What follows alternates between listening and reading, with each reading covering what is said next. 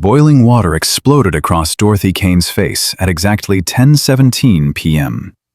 She was 68 years old, on her knees, scrubbing executive lobby floors, when Preston Ashford IV dumped an entire thermos on her head. Her service dog Atlas lunged forward, German Shepherd body shielding her as scalding liquid burned through her uniform. Preston laughed, filming everything. "Get the dog's face, Sienna. This is gold." What Preston couldn't see, what none of them could see, was the man in navy camouflage watching from the security office 37 feet away. Lieutenant Commander James Kane had just watched 3 trust fund heirs attack his mother. Before we continue, subscribe to this channel and follow this story to the very end. Comment below with your city so we can see how far this story reaches. You won't believe what happens next. The water was still steaming when it hit her. Dorothy Kane had worked night shift at Riverside Executive Tower for 12 years. She knew every elevator, every corner, every shadow where the cameras couldn't reach. She knew which executives left messes and which ones nodded hello. She knew how to be invisible. Tonight, invisible wasn't enough. "Oh my God, did you see her face?" A woman's voice, young and delighted. "Preston, that was perfect." Dorothy's hands flew to her burned skin. The pain spread down her neck, soaking through her gray uniform. But her first thought wasn't about herself. "Atlas, stay." The dog was already moving, had been trained for 5 years to protect her from panic attacks, from the PTSD that came after the scaffolding accident that crushed her hip. But this wasn't a panic attack. This was real. "Did she just talk to the dog?" A man's voice now, closer. "Lady, dogs aren't allowed in the building. That's definitely a violation." Preston Ashford IV stepped into view. 28 years old, designer suit, perfect teeth. The kind of smile that had never been told no. "Hey, cleaning lady." He crouched down to her level. "You know the rules, right? No pets." Dorothy didn't look up. Couldn't look up. 40 years of working jobs like this had taught her the rules. Don't make eye contact. Don't talk back. Don't exist. "I'm sorry, sir. I'll leave right now. I'm sorry." "Sorry?" Preston tilted his head. "Sorry for what? For being old? For stinking up our building?" Atlas growled, low and warning. "Whoa, the mutt has an attitude." Derek Hamilton stepped forward, bigger than Preston, meaner. "You train him to attack rich people?" "He's a service dog," Dorothy whispered. "Please, I have PTSD. I need him." "You have PTSD?"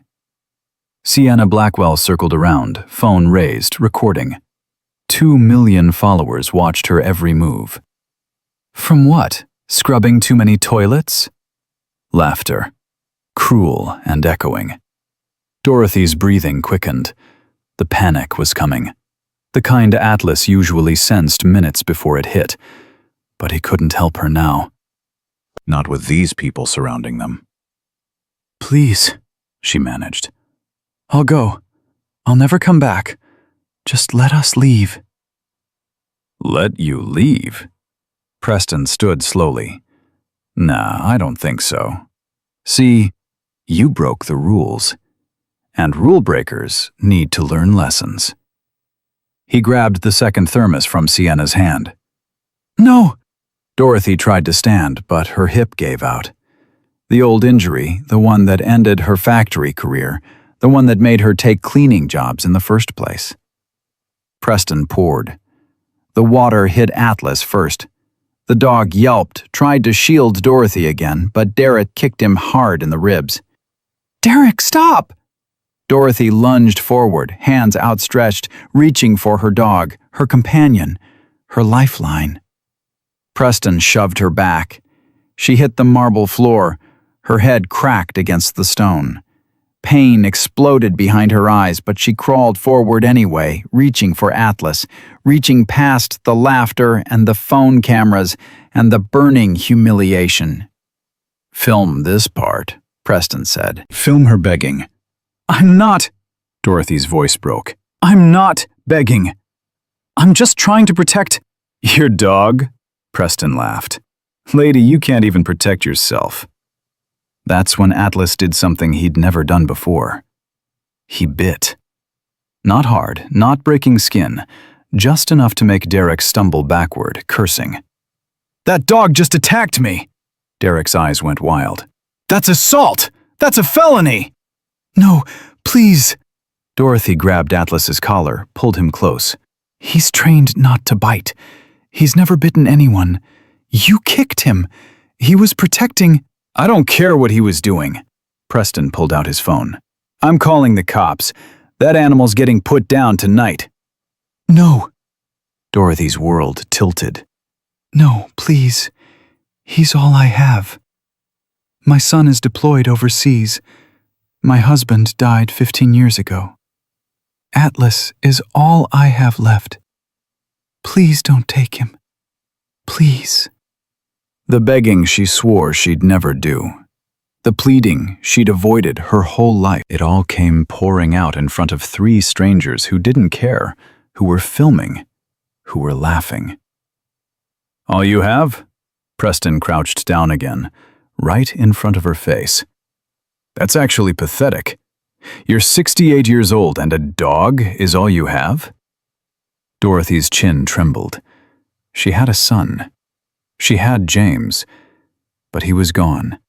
Had been gone for 8 months in places she couldn't name, doing things he couldn't describe. And even if he were here, she couldn't drag him into this, couldn't make herself a bigger target. "Nothing," she whispered. "I have nothing." "Exactly." Preston patted her head like she was the dog. "Nothing. Nobody. Invisible." He stood up, brushed off his pants. "Sienna, post it. Caption it, 'When the help forgets their place.' #RealityCheck." "Already editing," Sienna said, thumbs flying across her screen. "This is going to break the internet." They were still laughing when they walked away. Their footsteps echoed across the empty lobby, fading into the elevator chime. Dorothy stayed on the floor. She couldn't move, couldn't think, couldn't do anything except hold Atlas and try to remember how to breathe. That's when she heard the other footsteps. Different. Measured. Military precision. "Mom?" Dorothy's heart stopped. She knew that voice. She'd know it anywhere, anytime, in any condition. She'd heard it as a baby's first cry, as a boy's bedtime prayers, as a man's promise before deploying to places without names. "James?" Lieutenant Commander James Kane stepped out of the security office corridor. 33 years old, short, dark hair, jaw like carved stone, eyes the color of storm clouds. He was wearing his Navy working uniform, forest green camouflage that meant he'd come straight from base.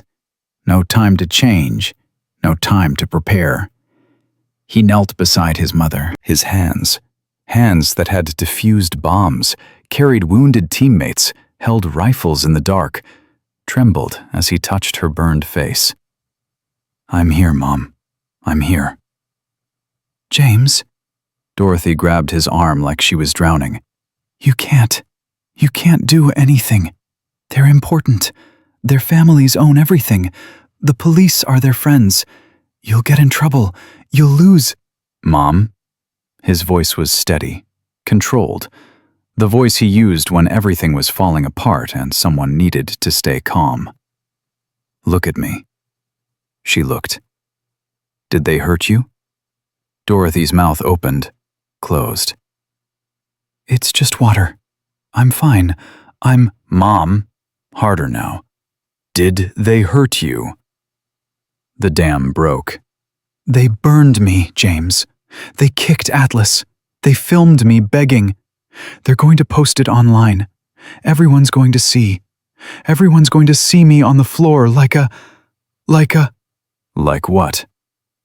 Like nothing. Like nobody. Like someone who doesn't matter. James's jaw tightened. A muscle twitched beneath his eye. Dorothy had seen that look before, years ago, when a bully pushed her in front of the school. James had been 9 years old and had put the kid in the hospital. "You matter," he said quietly. "You've always mattered." But they committed assault, battery, animal cruelty, intimidation. James's eyes moved toward the elevator where Preston had disappeared, and they filmed themselves doing it. Dorothy blinked. "What?" "They filmed it, Mom. They created evidence." For the first time, something dark flickered across his face. Something dangerous. They just don't know what they created yet. Atlas pressed against Dorothy's side, whining softly. The dog could sense distress, could sense his handler's son was home, but different, harder, changed by things Dorothy would never understand. "Good boy," Dorothy whispered automatically. "Good boy, Atlas." "Mom, I need you to tell me everything." James pulled out his phone. Names, faces, what they said, what they did, every detail. "James, no, everything." Dorothy stared at her son. She'd raised him alone after his father died in Iraq, worked double shifts, triple shifts, never complained, never asked for help. Watched him become a man who volunteered for the most dangerous missions because he believed in protecting people who couldn't protect themselves. But in this moment, she realized she didn't fully know him. Didn't know what he'd become in those places he couldn't talk about. "Promise me something," she whispered.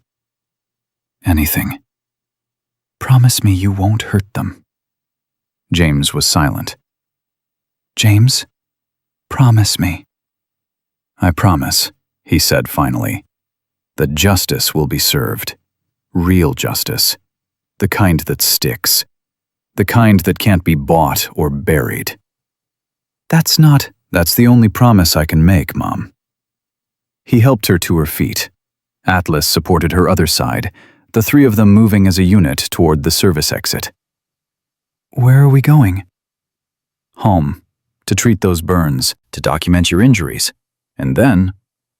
"Then what?" James's phone buzzed. He glanced at it. His expression changed. "Then I make some calls." "What kind of calls?" "The kind that make people very uncomfortable." They reached the parking garage. James's truck was parked in a visitor spot, covered in dust from the drive back from base. He'd come straight here. Hadn't even stopped at his apartment. "You saw it," Dorothy said quietly. "You were watching the whole time." James opened the passenger door for her, helped her in, lifted Atlas into the back seat with gentle hands. "I was coming to surprise you," he said, voice tight. 8 months overseas. I wanted to see my mom." He climbed into the driver's seat, started the engine. "Instead, I watched them attack you, watched them kick your service dog, watched them film your humiliation." Dorothy grabbed his hand. "It's not your fault." "I know it's not my fault." James pulled out of the garage. "It's theirs, and they're going to answer for it." They drove in silence for 3 blocks. "They called me invisible," Dorothy said finally. "Preston said I was nothing. Nobody." "That boy," James said, eyes fixed on the road, "is about to find out what invisible people can do when they stop being invisible." Dorothy looked at her son's profile, the set of his jaw, the steel in his eyes. "Your father would be proud," she said softly. James flinched. Barely. Just enough. "Dad wouldn't want me to let this go." "Your father's been gone 15 years. "Doesn't mean I've stopped being his son." They pulled up to Dorothy's apartment building. Small, old, nothing like the gleaming tower where she spent her nights cleaning up after people who didn't see her. James killed the engine but didn't get out.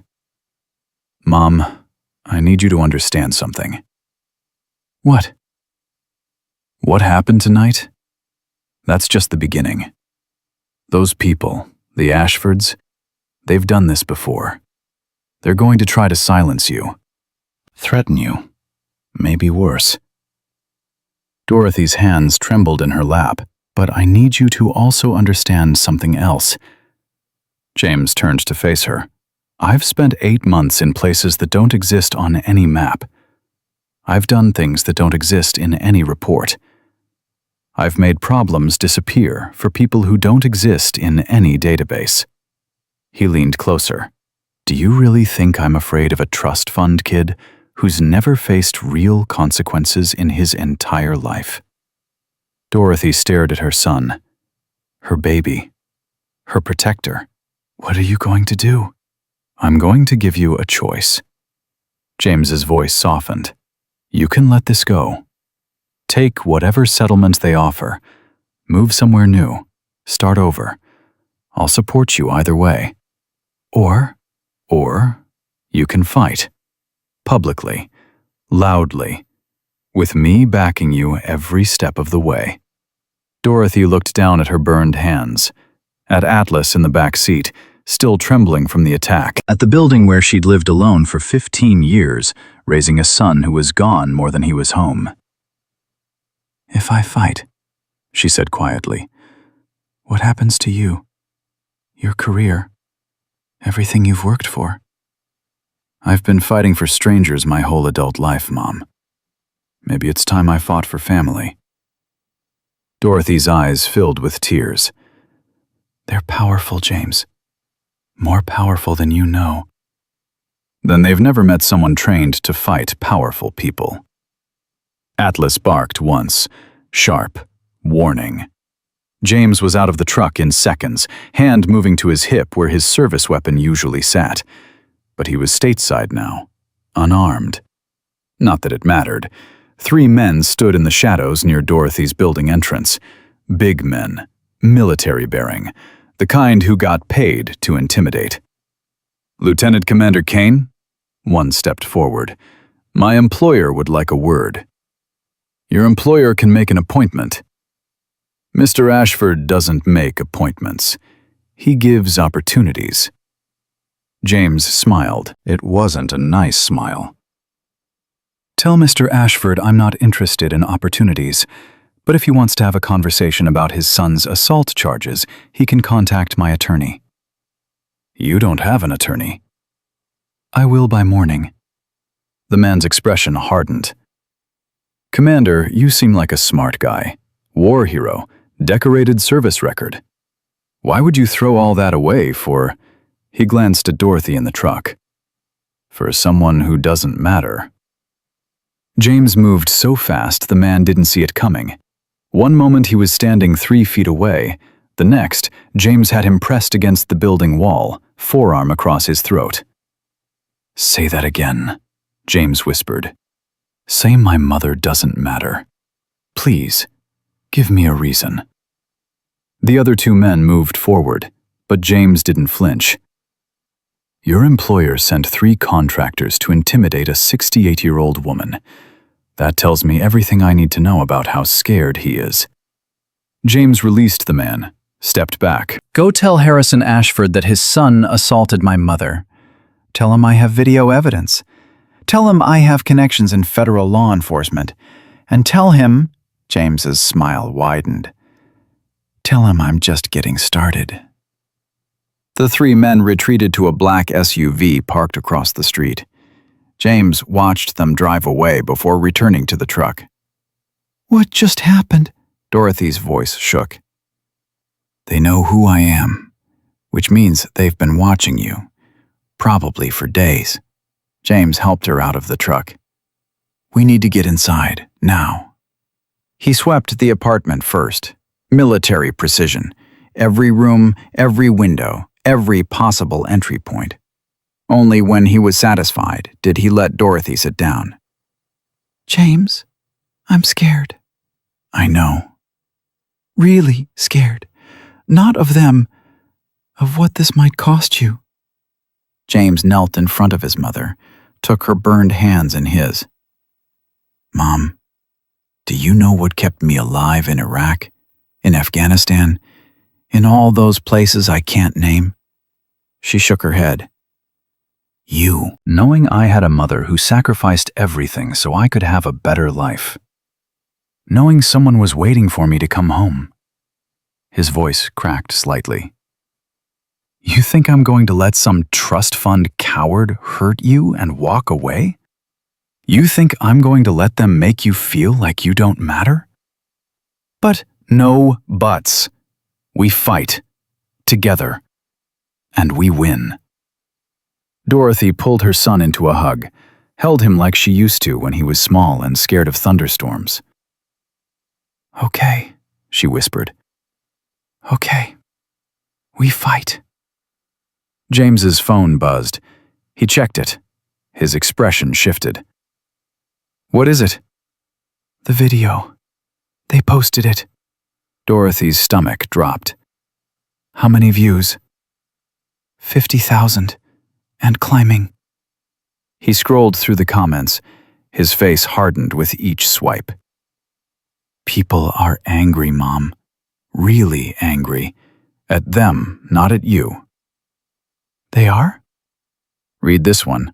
Find these rich punks and put them in jail. This one. That poor woman. Someone start a GoFundMe. This one. Who are these monsters? Someone identify them. Dorothy leaned over to look. Comment after comment. Thousands of them. Rage, outrage, demands for justice. They wanted to humiliate you, James said quietly. Instead, they exposed themselves. His phone rang. Unknown number. Brennan? A voice Dorothy didn't recognize. Male. Professional. Commander Kane, my name is Agent Marcus Rivera, FBI. I've seen the video. I'd like to discuss your mother's case. James's eyes met Dorothy's. I'm listening. The conversation lasted 7 minutes. When James hung up, something had changed in his expression.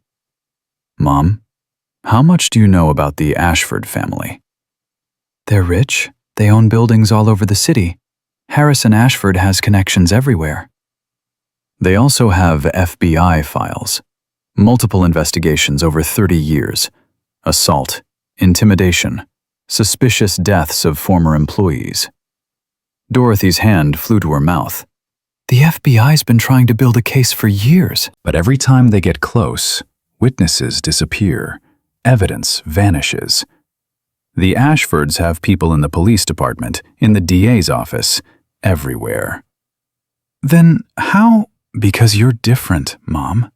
You have a video with 30 million views and climbing. You have public support. And you have me. James stood, started pacing. Agent Rivera says if you're willing to testify, if you're willing to go public with everything, they can use your case to open a federal investigation. RICO charges. Pattern of criminal activity. RICO? Like the mafia? Exactly like the mafia, because that's what they are. An organized criminal enterprise hiding behind charity galas and political donations. Dorothy sat in stunned silence. What do I do? Tomorrow morning, we're meeting with Agent Rivera and a federal prosecutor. We tell them everything. We give them the ammunition they need to take down the entire Ashford empire. And tonight? James looked at Atlas, curled protectively at Dorothy's feet. Tonight I stand guard. Make sure nobody comes near you. He pulled out his phone, made another call. Sullivan, it's Kane. I need backup. Yeah, the situation I texted you about. No, tonight. Thanks, brother. He hung up. Who's Sullivan? Jake Sullivan, former Delta Force. He and Dad served together in Iraq. Now he runs a private security firm. Dorothy's eyes widened. You knew him? He came to Dad's funeral, told me if I ever needed anything at all, to call. James smiled sadly. Guess it's time to collect. 30 minutes later, Jake Sullivan arrived. 50 years old, gray at the temples, eyes that had seen everything twice. He embraced Dorothy like family. Tom Kane's wife. I'd know you anywhere. He talked about you constantly. Dorothy's eyes filled with tears. He did? Every day. My wife's holding down the fort. My boy's going to be something special. Sullivan's voice thickened. He was right on both counts. James briefed Sullivan on the situation, the attack, the video, the FBI interest, the Ashford family's history. Sullivan listened without interruption. When James finished, he nodded once. I'll have a 4-man team here within the hour, 24-hour rotation. Nobody gets within 100 yards without clearance. Jake, I can't afford. You're Tom Kane's family. You don't pay. Sullivan's voice was absolute. Besides, I've been wanting an excuse to mess with the Ashfords for years. This is personal now. After Sullivan left to coordinate his team, Dorothy and James sat in the small kitchen where she'd raised him alone. I'm scared, Dorothy admitted. Not just for me, for you. For what this might become. Fear is natural, Mom. But you know what's not natural? Letting fear win. You sound like your father. Dad taught me that courage isn't the absence of fear. It's doing the right thing, despite the fear. Dorothy took her son's hand. If we do this, if we really do this, there's no going back. I know. They'll come after us with everything. Let them. James. Mom. He squeezed her hand. I've faced insurgents who wanted to kill me. I've dismantled bombs designed to shred me into pieces. I've operated in enemy territory where one wrong move meant death. He looked into her eyes. Harrison Ashford and his spoiled son don't scare me. They're not soldiers. They're not warriors. They're bullies who've never faced real consequences. And you're going to give them consequences. We are. Together. Dorothy nodded slowly. Then she stood, walked to the cabinet, pulled out a box she hadn't opened in years. Inside were photos. Her wedding day, James's birth, his father in uniform. All the memories of a life built on hard work and sacrifice. At the bottom was a letter, sealed, addressed to her in her husband's handwriting. Your father gave me this the night before his last deployment, she said quietly. He told me only to open it if something happened to him. Did you? After the funeral. It was one sentence. She opened the letter, hands shaking. Read it. James took the paper. The ink had faded, but the words were still clear. Dorothy, if you're reading this, I'm gone. But James isn't. Raise him to stand up when others stay down. Raise him to protect those who can't protect themselves. Raise him to be the man I tried to be. Love always, Tom. James's eyes glistened. You did what he asked, Mom. You raised me right. Then finish what he started. Dorothy's voice steadied. Stand up. Protect me. Show these people what happens when they hurt someone who matters. James pulled his mother into an embrace. Tomorrow we go to war, he whispered. And Mom? Yeah. We're going to win. Dorothy didn't sleep that night. She sat at her kitchen table with Atlas pressed against her legs, watching James pace the small apartment like a caged animal. Every few minutes his phone buzzed, text after text, call after call. Who keeps contacting you? She asked at 3:47 a.m. Everyone. James didn't look up from his screen. Former teammates, FBI contacts, people who owe me favors. He stopped pacing. Mom, I need to tell you something. Her stomach tightened. What? The video hit 10 million views an hour ago. Every major news outlet is picking it up.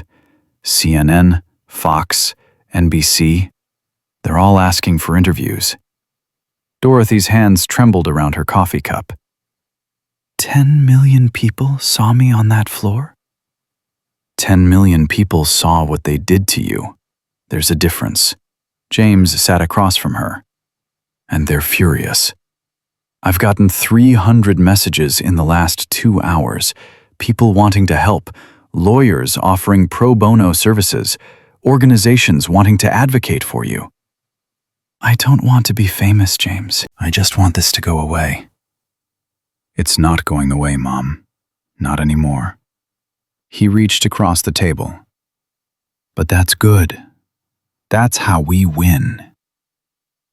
At 6 a.m., Jake Sullivan knocked twice and entered with 2 team members, both former military, both carrying themselves like men who'd seen combat.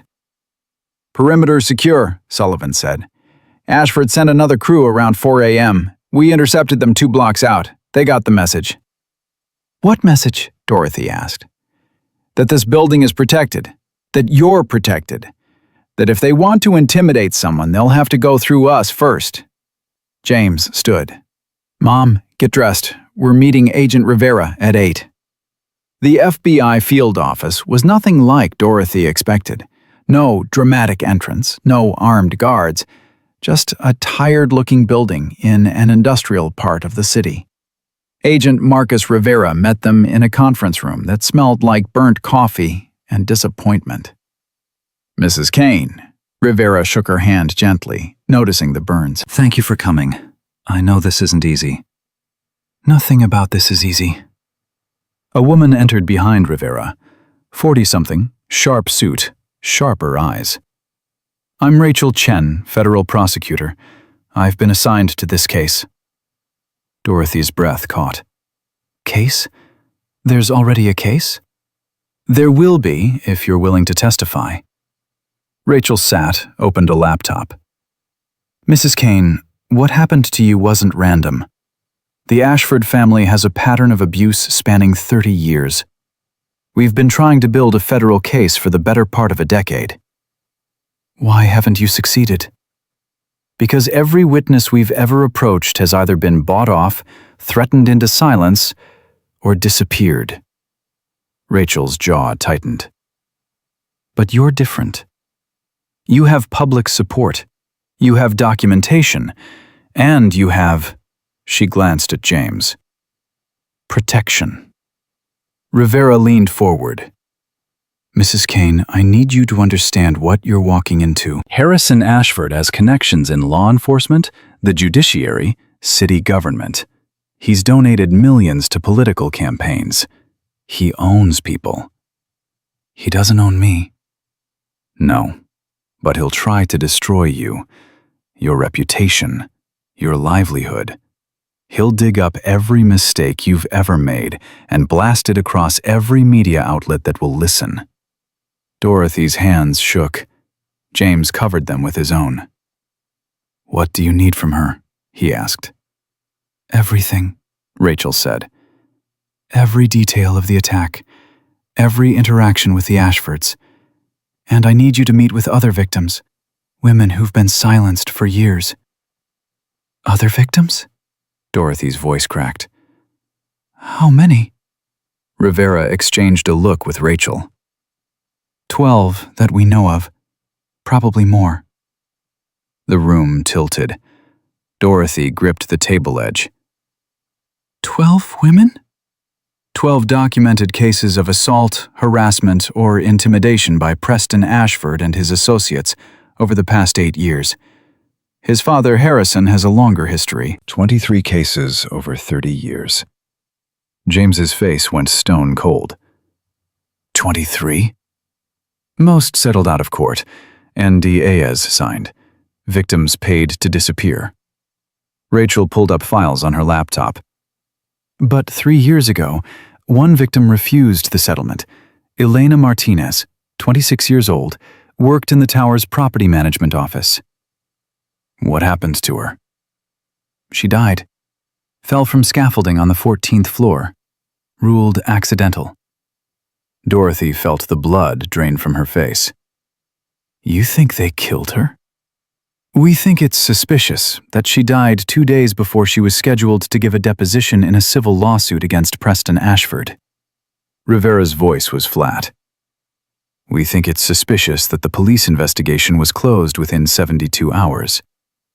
We think it's suspicious that the lead detective received a promotion and a $50,000 campaign donation from Harrison Ashford's PAC 3 months later. James stood abruptly. You're telling me my mother is the 13th victim in a pattern that includes murder?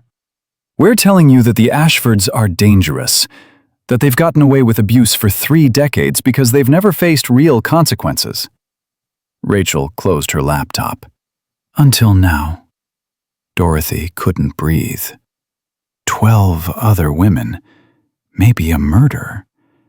And she was supposed to be the one who finally stopped them? I can't do this. She stood, legs shaking. I'm just a cleaning woman. I'm nobody. I can't take on people who kill witnesses. Mom, no, James. You don't understand. I'm not brave. I'm not special. I'm just someone who got hurt, and now everyone's watching and expecting me to be some kind of hero. And I'm not. The panic attack hit full force.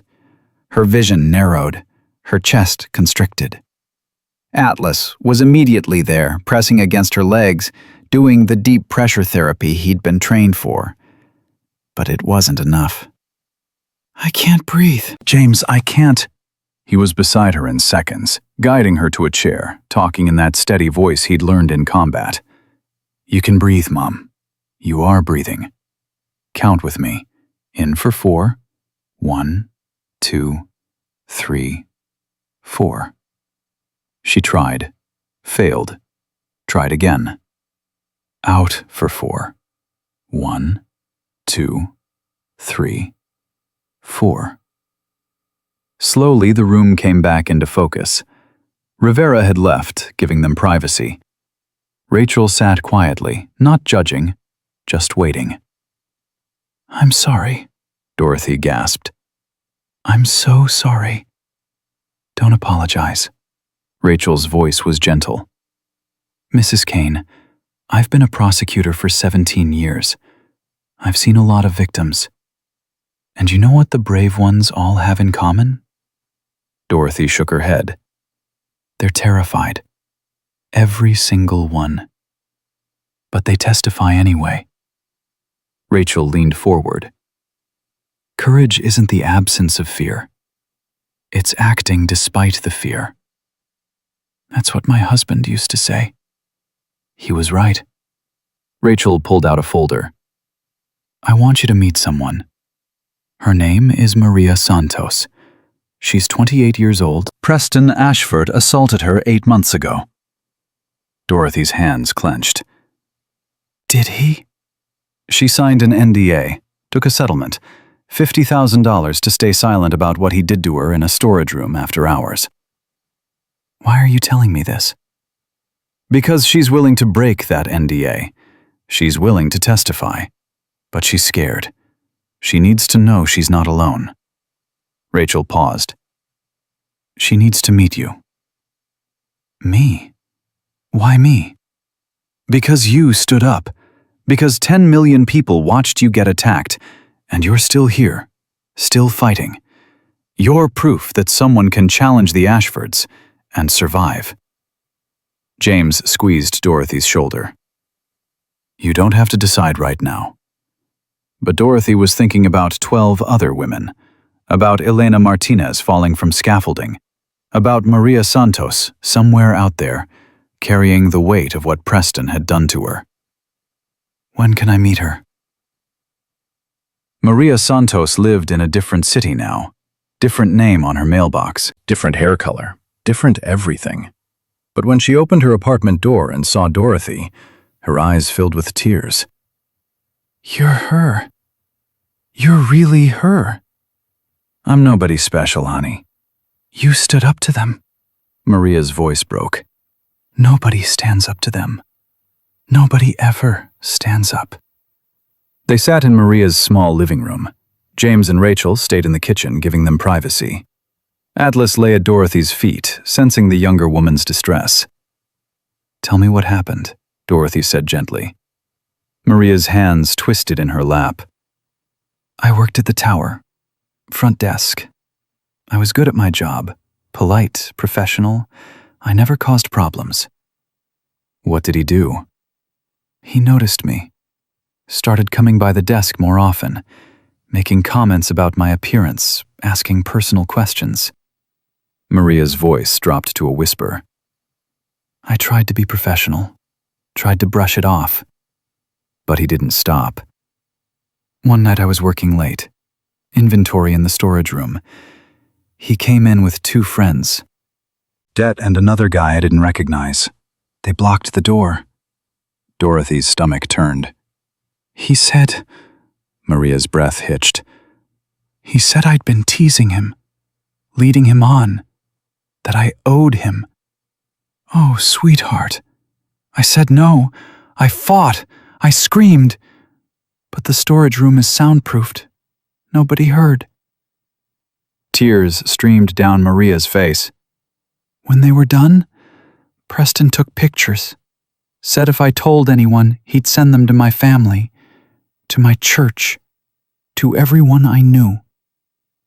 Dorothy reached across and took Maria's hands. The next day, a lawyer came to my apartment, offered me $50,000, made me sign papers saying I'd never talk about what happened. Said if I broke the agreement, I'd owe them $5 million. So you stayed silent. For 8 months, until I saw your video. Maria looked up, eyes red and swollen. You were on the floor, begging them not to hurt your dog. And you know what I thought? What? I thought, she's braver than me. She's 68 years old, and she's braver than I'll ever be. No! Yes, because you didn't sign their papers. You didn't take their money. You fought back. Dorothy pulled Maria into a hug. The younger woman collapsed against her, sobbing. I want to testify, Maria whispered. I want to tell everyone what he did, but I'm so scared. I'm scared too. You are? Terrified. I have panic attacks. I barely sleep. I keep thinking they're going to hurt James or Atlas or... Dorothy pulled back to look at Maria. But I'm more scared of staying silent, of letting them hurt someone else. You really think we can stop them? I think we have to try. James appeared in the doorway. Maria, can I ask you something? She nodded, wiping her eyes. You said Preston's friend Derek was there. Derek Hamilton? Yes. Why? Because Derek Hamilton was at my mother's attack too. Which means he's been present at multiple assaults. James's expression was grim. That's not random, that's a pattern. Rachel joined them. Maria, if you testify, we can charge Preston with multiple counts of sexual assault. We can charge Derek as an accomplice. We can build a RICO case showing systematic criminal activity.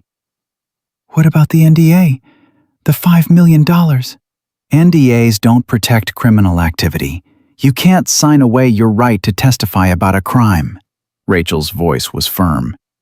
If they sue you for breaking the agreement, we'll destroy them in court. Maria looked from Rachel to Dorothy to James. You really think this will work? I know it will, James said. Because they're not fighting just you anymore. They're fighting all of us. Dorothy's phone rang, unknown number. James nodded that it was safe to answer. Hello? Mrs. Kane, this is Harrison Ashford. The voice was smooth, cultured, cold. I believe we should speak. Dorothy's blood froze. James moved closer, putting the phone on speaker. I have nothing to say to you, Mr. Ashford. I understand you're upset. My son made a regrettable error in judgment. Young people today, they don't understand boundaries. Your son assaulted me. An unfortunate misunderstanding, which is why I'm calling to make things right. Harrison's voice remained calm. I'd like to offer you $3 million, tax-free. Wire transfer today. Dorothy looked at James. His jaw was clenched so tight she thought his teeth might crack. In exchange for what? Your silence. No lawsuits, no media interviews, no further contact with federal investigators. You take the money, move somewhere nice, live comfortably for the rest of your life.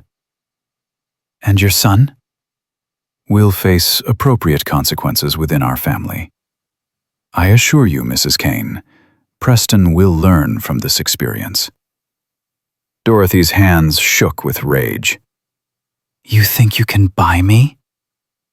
I think you're a practical woman. $3 million is more money than you'll see in your lifetime. Why throw that away for pride? It's not about money. Everything is about money, Mrs. Kane. You've worked your entire life for pennies. You've struggled, sacrificed. Don't you deserve comfort in your golden years? What I deserve is justice. Harrison's voice hardened. Justice is expensive. Justice takes years. Justice will drag you through courts and depositions and media scrutiny. Your entire life will be examined. Every mistake, every failure, every secret. I have nothing to hide. Everyone has something to hide, Mrs. Kane. The question is whether you want the world to find it. James grabbed the phone. This is Lieutenant Commander James Kane. Your threats don't work on me. Commander Kane, I was hoping to speak with you. Harrison's tone shifted. You seem like an intelligent man. Surely you understand that this crusade will destroy your mother. The stress, the attention. At her age, with her health issues. Don't you dare threaten her health. I'm not threatening. I'm stating facts. Your mother has PTSD, panic disorder, a service dog for emotional support. How do you think she'll handle months of legal proceedings, years of appeals? James's knuckles were white. Better than your son will handle federal prison. Harrison laughed. Actually laughed. Prison? Commander, you're delusional. I have the best attorneys money can buy. I have judges who owe me favors. I have witnesses who will testify that your mother attacked my son first. You have a video showing your son pouring boiling water on a 68-year-old woman. I have editing experts who will show that video was manipulated. I have character witnesses who will testify to Preston's good nature.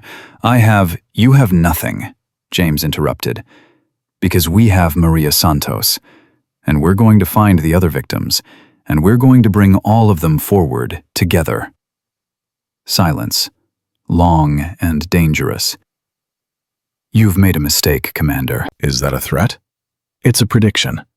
By this time tomorrow, your mother will be fired from her job. Her reputation will be in shambles, and you'll wish you'd taken my generous offer.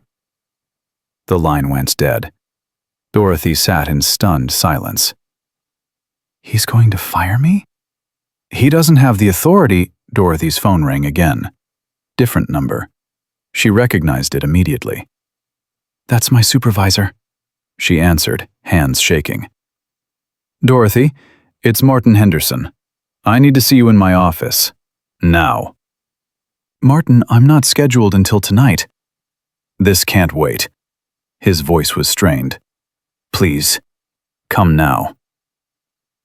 James drove Dorothy to Riverside Executive Tower. Sullivan's team followed in 2 vehicles. Atlas sat alert in the back seat, sensing the tension. I can come in with you, James said. No, this is my job. I handle it. But when Dorothy walked into Martin Henderson's office, she wasn't alone. Her supervisor sat behind his desk, face pale. Beside him stood a man in an expensive suit. Harrison Ashford's attorney. Mrs. Kane. The attorney didn't offer his hand. My name is Robert Blackstone. I represent Riverside Properties Management. Martin, what's happening? Her supervisor wouldn't meet her eyes. Dorothy, I'm sorry. I have to terminate your employment. Effective immediately. The room spun. What? Why? Company policy violation. Section 4.7. No unauthorized animals on property. Atlas is a service dog. I have documentation. Documentation that was never submitted to HR, Blackstone interrupted. You've been working here for 12 years in violation of company policy.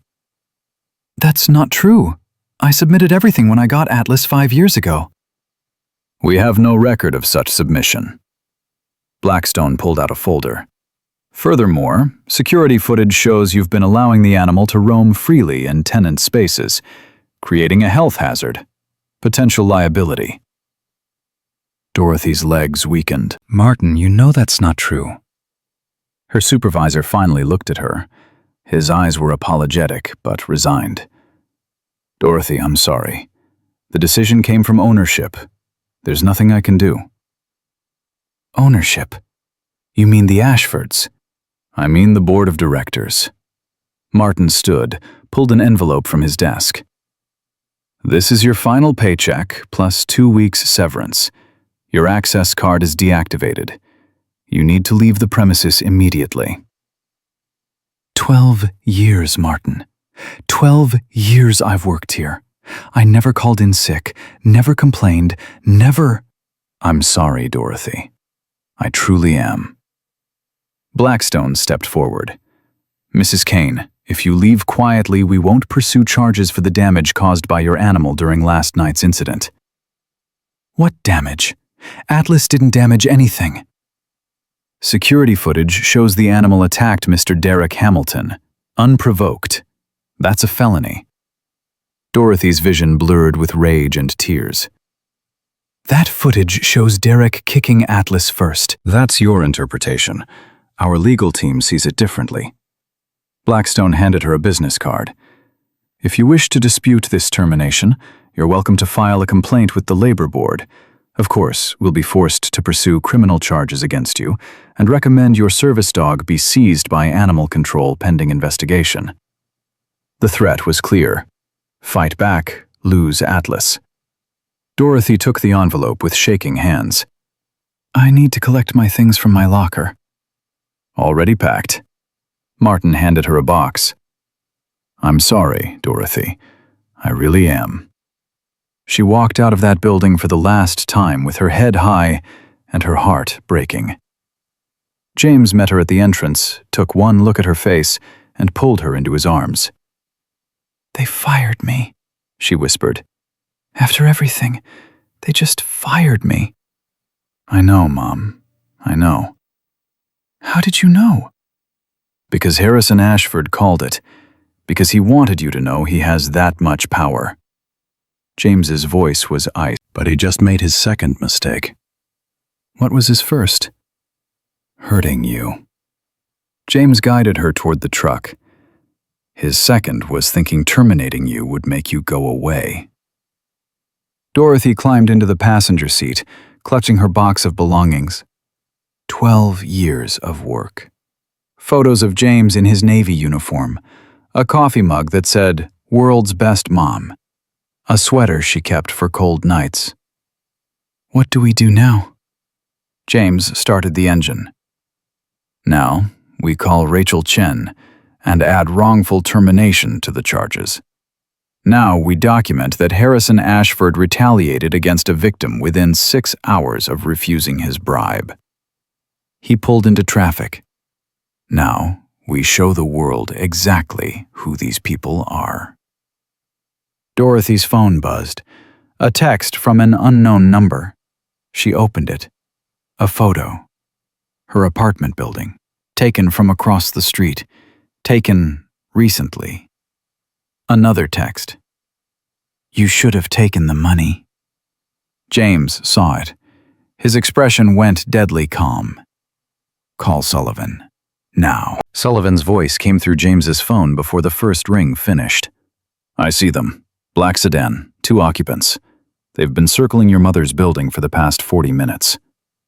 James's hands tightened on the steering wheel. Rules of engagement? Observe only, for now. Sullivan paused. Unless they approach the building. And if they approach? Then we have a conversation.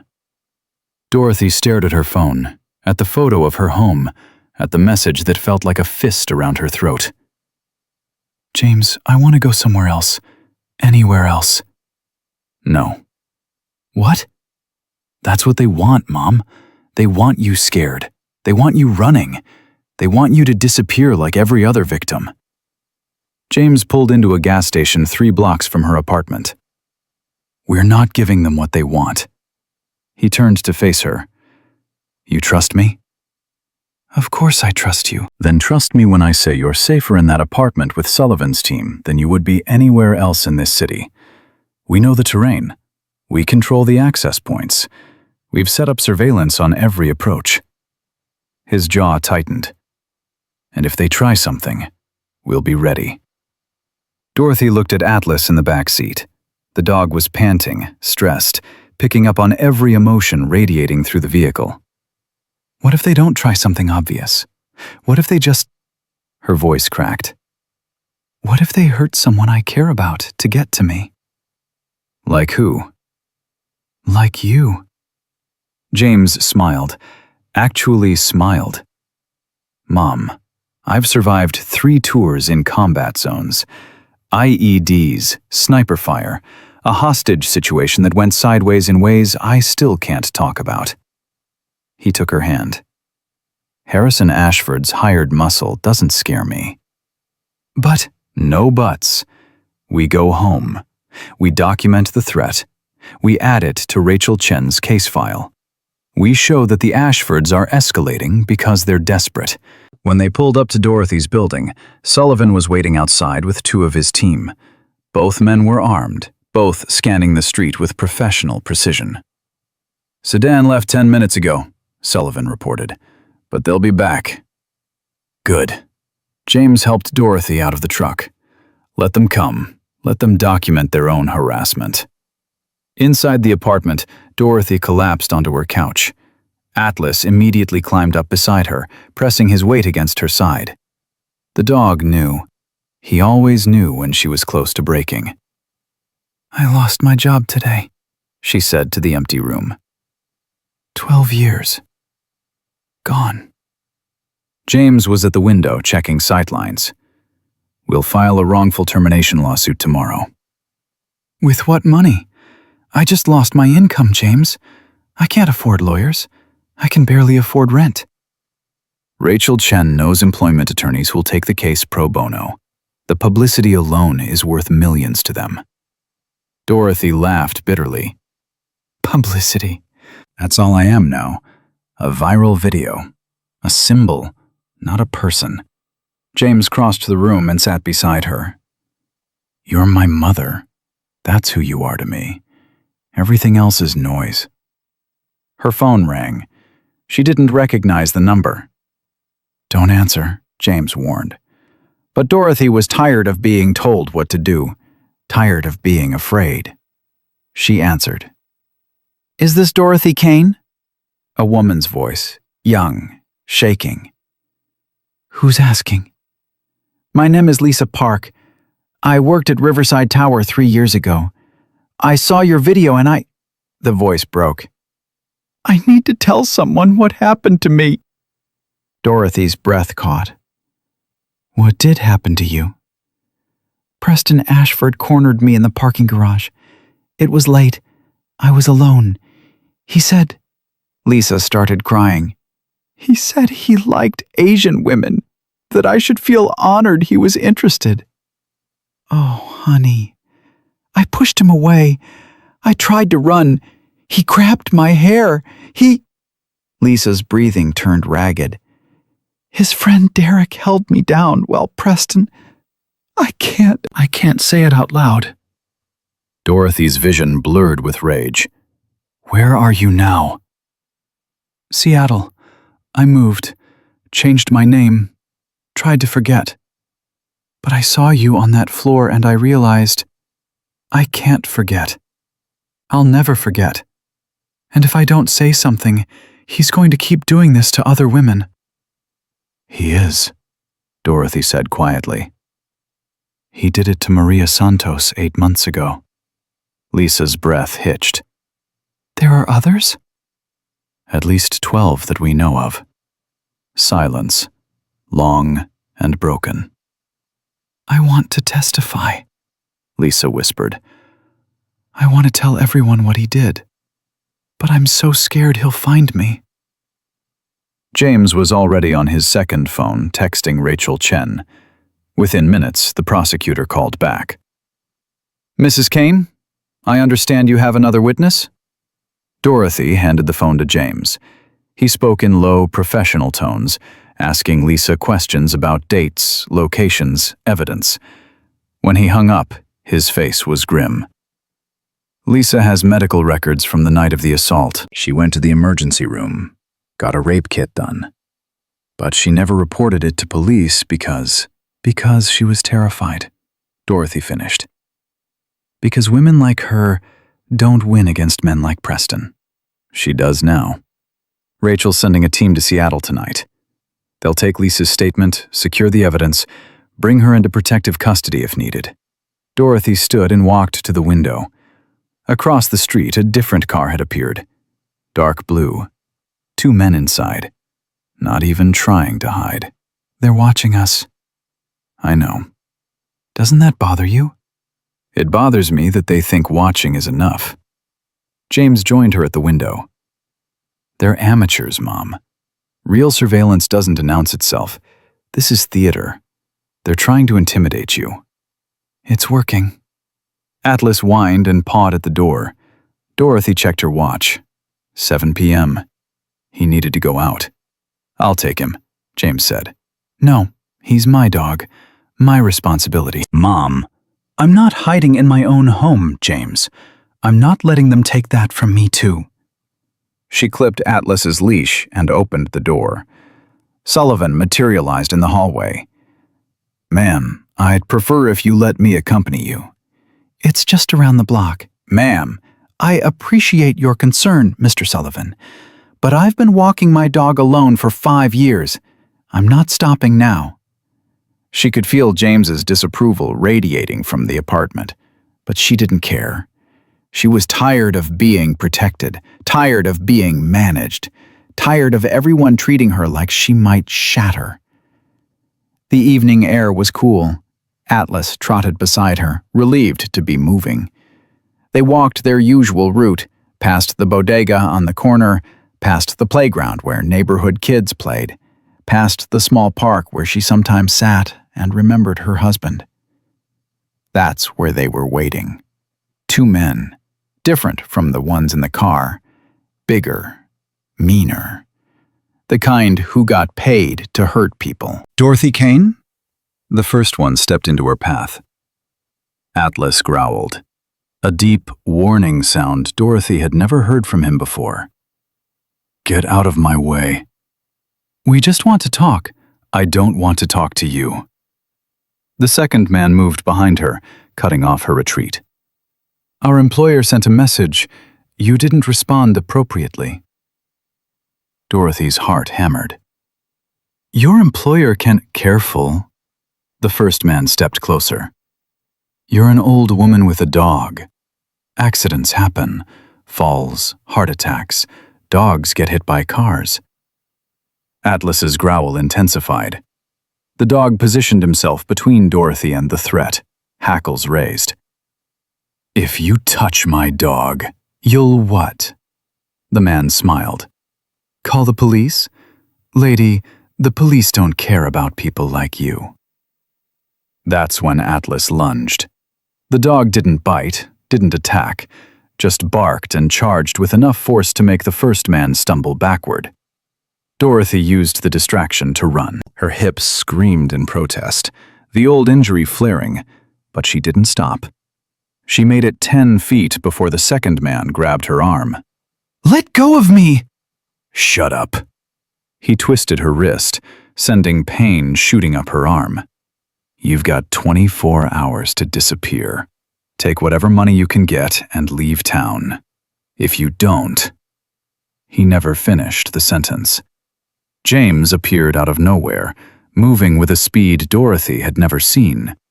One moment the man was holding her, the next he was on the ground, James's knee on his spine, his arm twisted at an angle that made Dorothy wince. You just assaulted a federal witness, James said calmly. In front of cameras. He nodded toward a telephone pole. See that? Sullivan's team has this whole park under surveillance. The first man reached for something in his jacket. Sullivan stepped out from behind a tree, weapon drawn. I wouldn't, Sullivan said. Keep your hands where I can see them. The man froze. James stood, leaving the second man groaning on the ground. Tell Harrison Ashford that if he sends anyone near my mother again, I won't call the FBI. I won't file charges. I'll handle it personally. That a threat? It's a promise. Police arrived within minutes. Not local cops, federal agents. Rachel Chen had arranged protection after Lisa's call. The two men were arrested for assault, intimidation of a witness, and conspiracy. Back in the apartment, Dorothy's hands wouldn't stop shaking. You could have been killed, she whispered. If they'd had guns, if... They did have guns. James pulled 2 pistols from his jacket. I took them before Sullivan even arrived. Dorothy stared at her son. How did you... I followed you from the building, Mom. Did you really think I'd let you walk alone after that text? I told you I didn't want protection. And I ignored you. Because you're my mother, and I'm not letting anyone hurt you. Dorothy started crying. Real, deep sobs that came from a place she'd kept locked for 40 years. I'm so tired, James. I'm so tired of being scared, of fighting, of... She couldn't finish. James held her while she broke down. Atlas pressed against her legs. Sullivan stood watch at the door. When she finally stopped crying, her phone rang again. Rachel Chen. Dorothy, we have a problem. Dorothy's stomach dropped. What kind of problem? Elena Martinez, the woman who died 3 years ago. I've been reviewing her case file. And? She didn't work in property management. She worked in tower maintenance, as a cleaner. The room went silent. Just like you, Rachel continued. Same shift, same responsibilities, same job description. Dorothy's blood ran cold. You think... I think Elena saw something, or knew something, or threatened to expose something.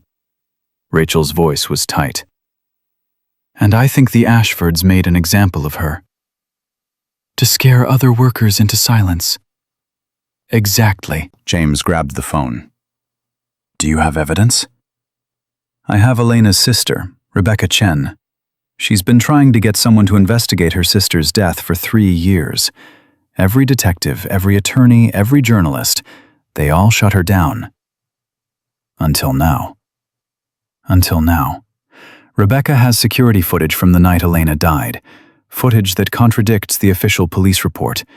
She's willing to testify that her sister was murdered. Dorothy felt the world tilt again. Where is Rebecca now? That's the problem. She disappeared 2 days ago, missed work, didn't answer her phone. Nobody's seen her. James's face went hard. You think the Ashfords got to her? I think Rebecca called me a week ago asking about the statute of limitations on murder. I think she saw your video, Dorothy, and decided to come forward. And I think someone found out. Dorothy's chest constricted. We have to find her.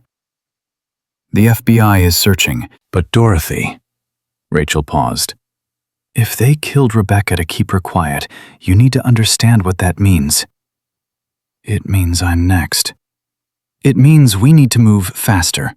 Get the indictments, get the Ashfords in custody before they can eliminate any more witnesses. After Rachel hung up, Dorothy sat in stunned silence. A woman is missing because of me, she whispered. Rebecca saw my video and thought she could finally get justice for her sister. And now she's missing. You don't know that she's— Don't say it, Dorothy cut him off. Don't tell me she might be okay. We both know what happened. The Ashfords killed Elena. Now they've killed Rebecca. All because you refused to stay silent. All because you chose to stand up. James's voice was firm. Mom, listen to me. Elena's death isn't your fault. Rebecca's disappearance isn't your fault. This is on them. All of it. Dorothy looked at her son, at the determination in his eyes, at the absolute certainty that they were on the right side of this fight. What if we can't stop them? What if they're too powerful? Then we go down swinging. Her phone buzzed. A text from Maria Santos. Dorothy, turn on the news. Channel 7. James grabbed the remote. The local news was showing cell phone footage. A crowd gathered outside Riverside Executive Tower. Hundreds of people, maybe more, holding signs. Justice for Dorothy Kane. Ashfords go to jail.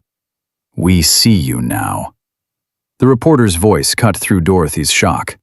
What started as outrage over a viral video has become a movement. Workers from across the city are gathering to protest the Ashford family's treatment of employees. Former Riverside Tower workers are sharing stories of abuse, harassment, and intimidation spanning decades. The camera panned across the crowd. Dorothy saw faces she recognized. People she'd worked with. People who'd cleaned beside her for years. One woman stepped forward. Older, maybe 75. Dorothy gasped. That's Margaret. She worked the floor above me. Margaret spoke directly to the camera. I'm here because what happened to Dorothy could have been me. Should have been me.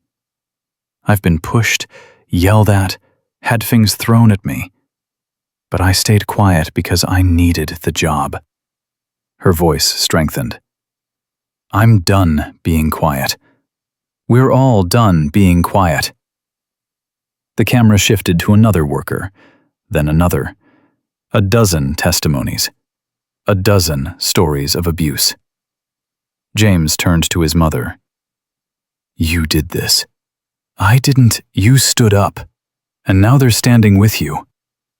Dorothy couldn't speak, could barely breathe. She'd spent 40 years being invisible, and now, because she'd refused to disappear, hundreds of people were making sure the world saw them too. Her phone rang. Rachel Chen again. Dorothy, are you watching this? Yes. Good. Because I just got authorization to impanel a grand jury. We're moving forward with federal charges against Harrison, Preston, Derek, and Sienna Ashford. Conspiracy, racketeering, witness intimidation, assault. And pending Rebecca Chen's status, Rachel paused. Possibly murder. Dorothy's hand flew to her mouth. The indictments will be sealed until we can secure the defendants. That gives us maybe 48 hours before the Ashfords figure out what's happening. Rachel's voice was urgent. I need you to stay safe. Stay hidden. Don't go anywhere without protection. When do you arrest them? Friday morning. Coordinated raids at all Ashford properties. FBI, federal marshals, full tactical teams. That's 2 days from now. I know. Can you hold on for 2 more days? Dorothy looked at James, at Sullivan standing guard, at Atlas pressed against her legs, at the television showing hundreds of people who'd found their courage because she'd found hers. I can hold on. After Rachel hung up, James pulled Dorothy close. 2 more days, Mom, then it's over. But Dorothy knew better. She'd lived long enough to know that nothing was ever really over, that men like Harrison Ashford didn't go down without a fight, that the next 48 hours would be the most dangerous of her life. Atlas whined and pawed at her hand. She looked down into the dog's dark eyes and saw the same loyalty, the same protection, the same unconditional love he'd given her for 5 years. "We'll be okay," she whispered to him. "We'll all be okay." She wanted to believe it, needed to believe it, because the alternative, that Rebecca Chen was already dead, that more people would die before this ended, that standing up meant painting a target on everyone she loved, was too much to bear. Across town, in a penthouse apartment overlooking the city, Harrison Ashford watched the same news coverage with cold eyes. "Sir?" His attorney stood beside him.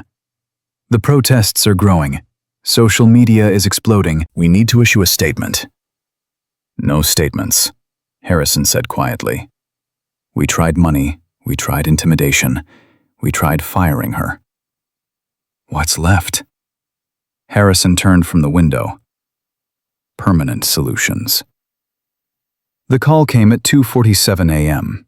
James was already awake, standing watch at Dorothy's window when his encrypted phone buzzed. Sullivan's voice was tight with controlled urgency. "We've got movement. Preston Ashford just left his penthouse.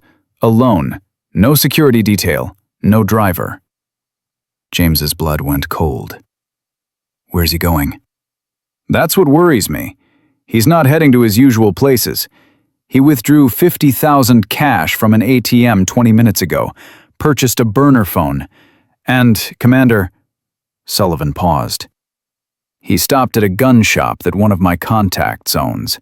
Tried to buy a pistol. Cash transaction." "Did he succeed?" "Owner refused the sale. Said Preston seemed agitated, possibly intoxicated. But that doesn't mean he won't find another seller." James moved away from the window so his mother wouldn't wake. "Put a team on him, full surveillance. I want to know everywhere he goes." "Already done. But James, if he's really planning what I think he's planning..." "He won't get close to her. I'll make sure of it." Dorothy stirred on the couch where she'd finally fallen asleep around midnight. Atlas lifted his head, immediately alert to James's tension. "What's wrong?" Dorothy's voice was rough with exhaustion. "Nothing. Go back to sleep."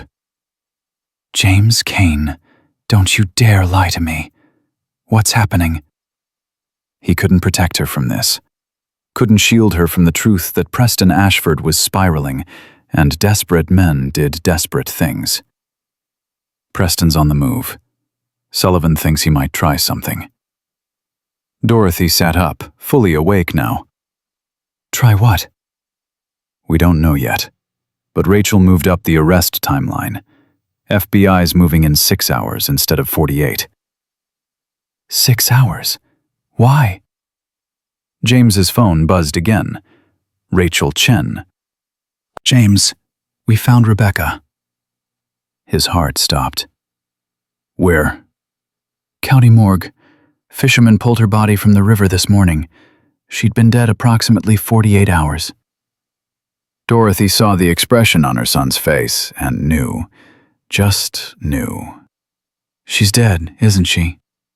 Rebecca's dead." James nodded slowly. Dorothy's hand flew to her mouth. Tears spilled down her cheeks. "Oh God.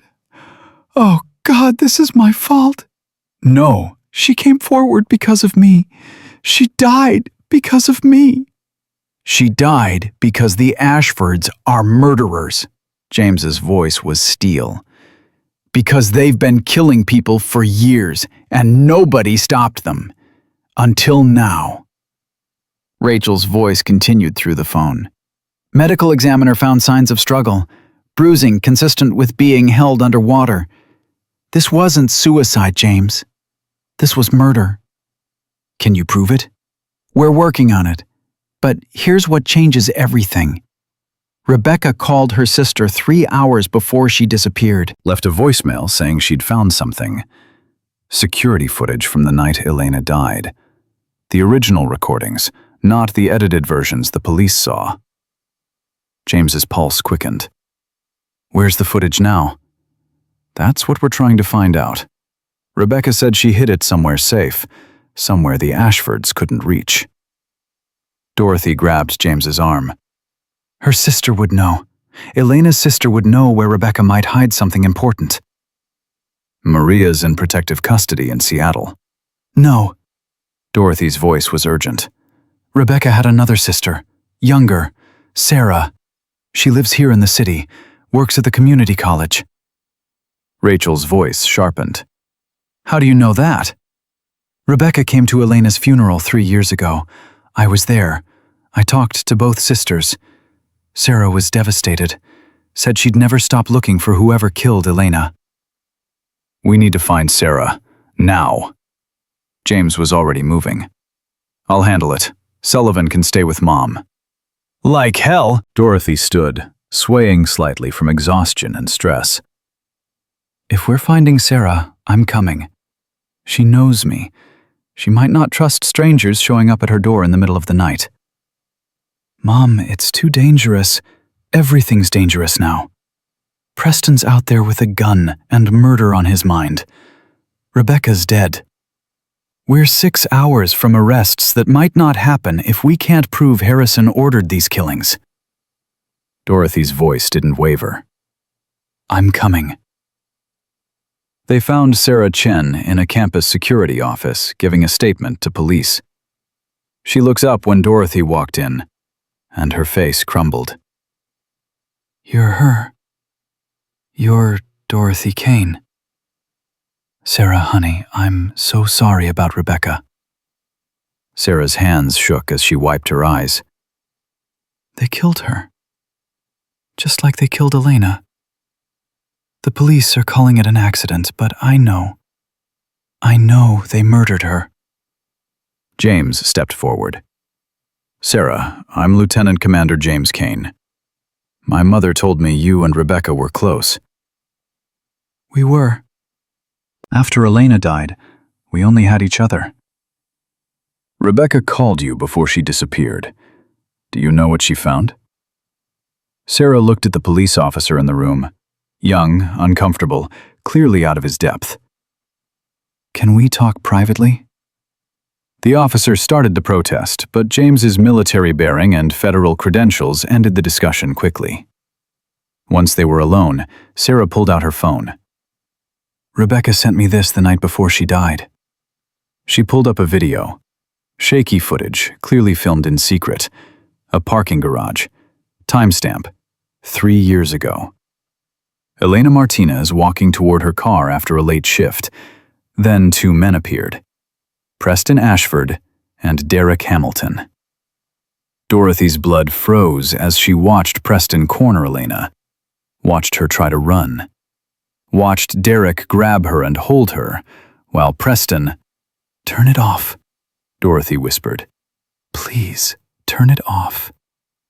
But Sarah kept it playing until the moment Preston and Derek dragged Elena to the garage edge and threw her over. Threw her. Not an accident. Not a fall. Murder. Rebecca found this footage on a security server that was supposed to be wiped, Sarah said, voice hollow. She spent 3 years searching, 3 years teaching herself how to hack into systems, and she finally found it. James's hands were shaking with rage. Where's the original file? That's what I don't know.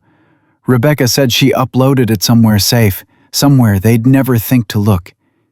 She said if anything happened to her, the truth would come out anyway. Dorothy's mind was racing. Did Rebecca have a safety deposit box? A storage unit? No, she didn't trust banks. Didn't trust anything the Ashfords might be able to access. Sarah's eyes widened. Wait. She said something strange. She said, even if I'm gone, Elena will tell the truth. What does that mean?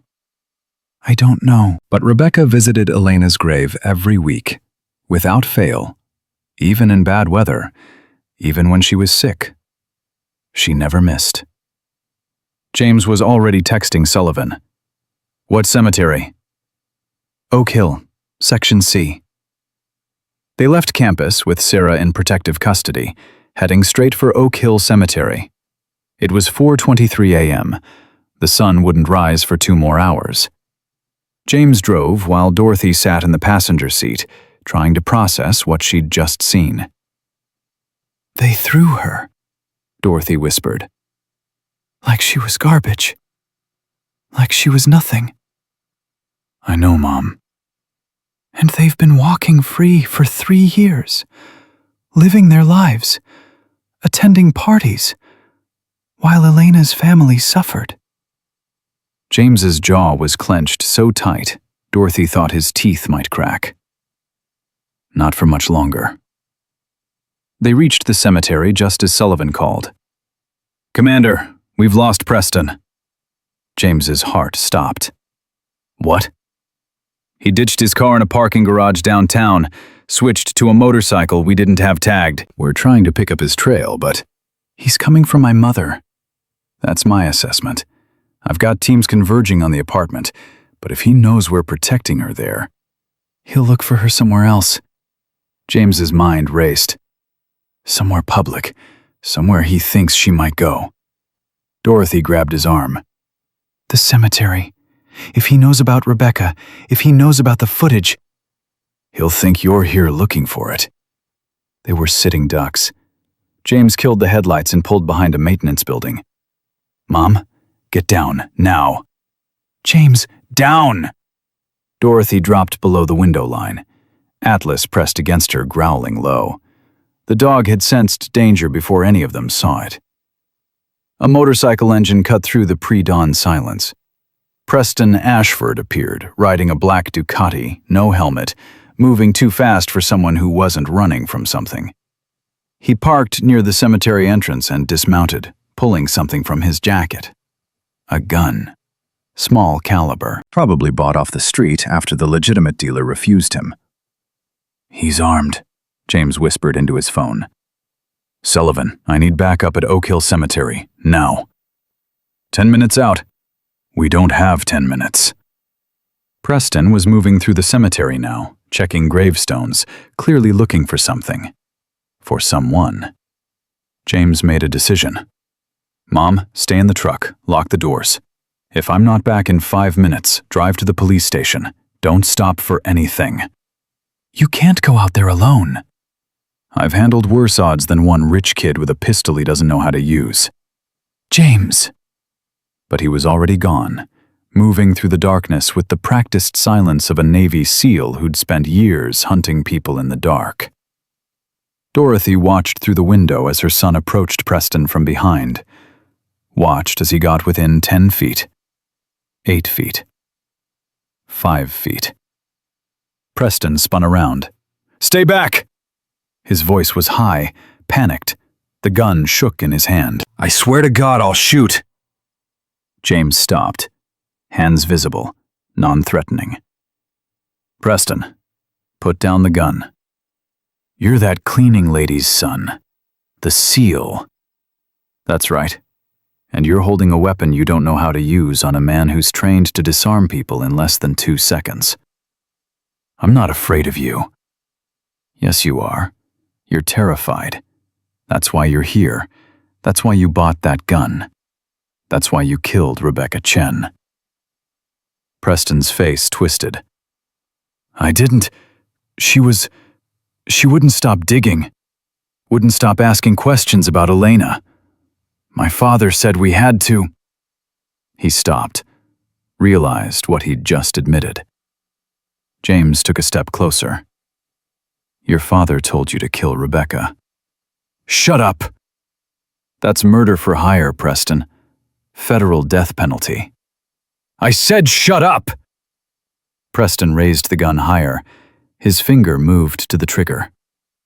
That's when Atlas came out of nowhere. The dog had somehow gotten out of the truck, had somehow sensed that his person's son was in danger, had somehow crossed 50 yards of open ground without making a sound.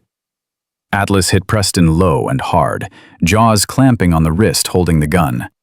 Not breaking skin, not mauling, just applying enough pressure to make Preston scream and drop the weapon. James was on him before the gun hit the ground. He had Preston face down in the grass, hands zip-tied behind his back, before Dorothy even registered what had happened. "It's over," James said quietly. "It's finally over."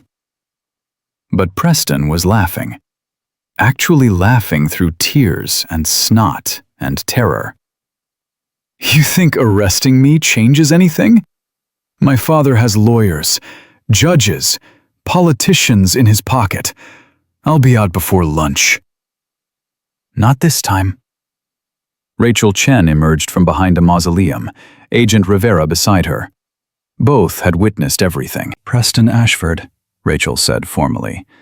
"You're under arrest for the murders of Elena Martinez and Rebecca Chen, conspiracy to commit murder, and about 15 other federal charges I'm going to enjoy listing."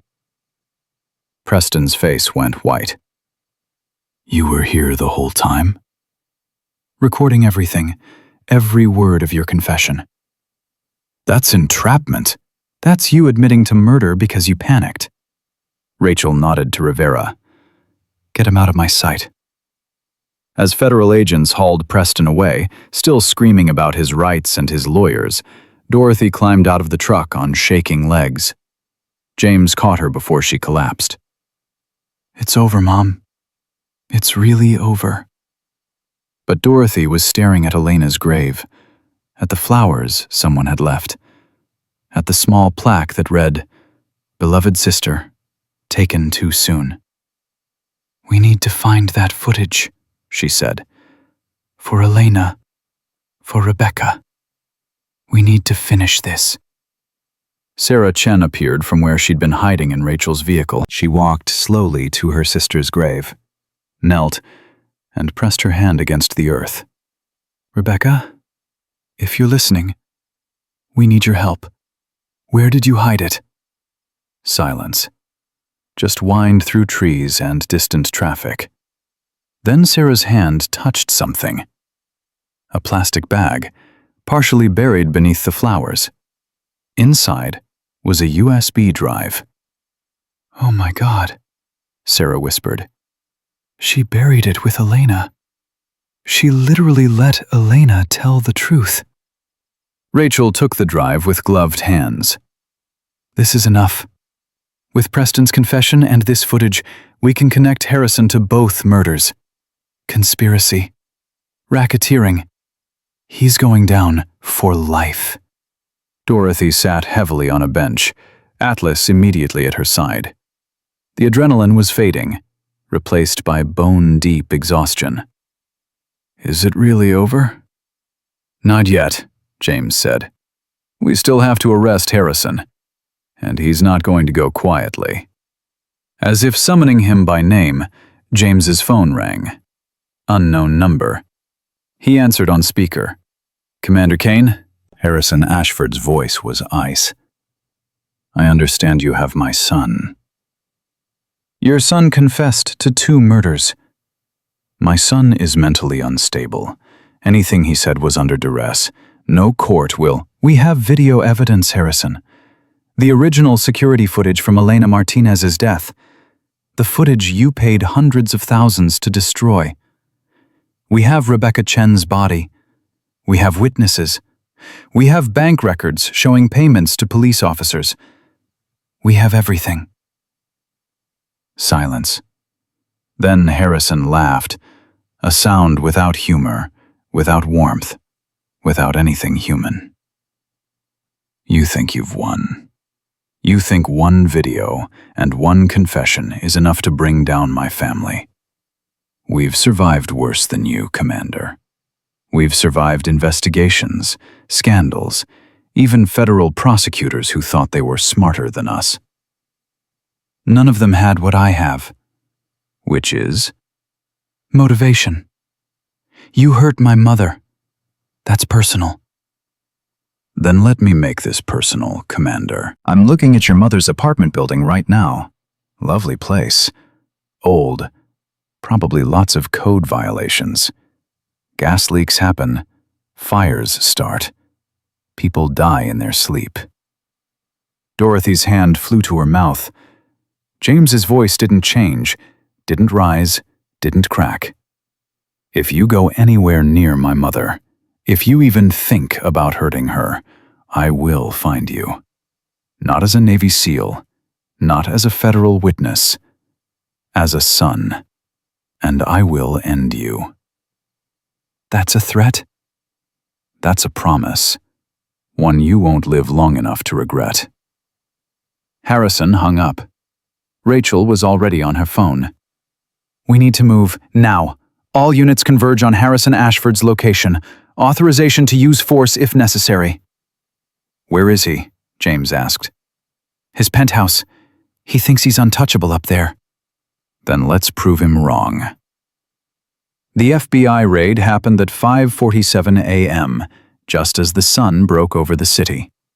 Dorothy watched from a federal vehicle 2 blocks away as tactical teams breached Harrison Ashford's building. The old man didn't run, didn't fight, didn't do anything except stand on his balcony, looking out over the city he thought he owned, as federal agents read him his rights.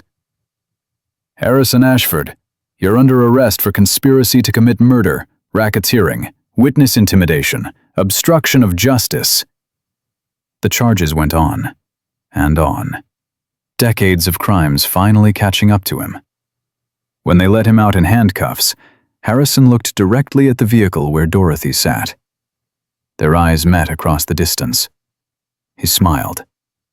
Even now, even in handcuffs, he smiled like he'd already won some game she didn't understand. Then he was gone, loaded into a federal transport, heading to a detention center where money couldn't buy freedom. Dorothy leaned against James, feeling every one of her 68 years.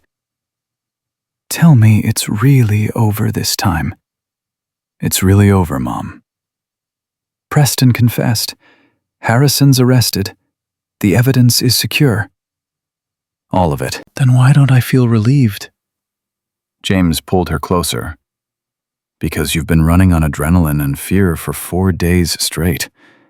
Because you watched someone's daughter get murdered on video.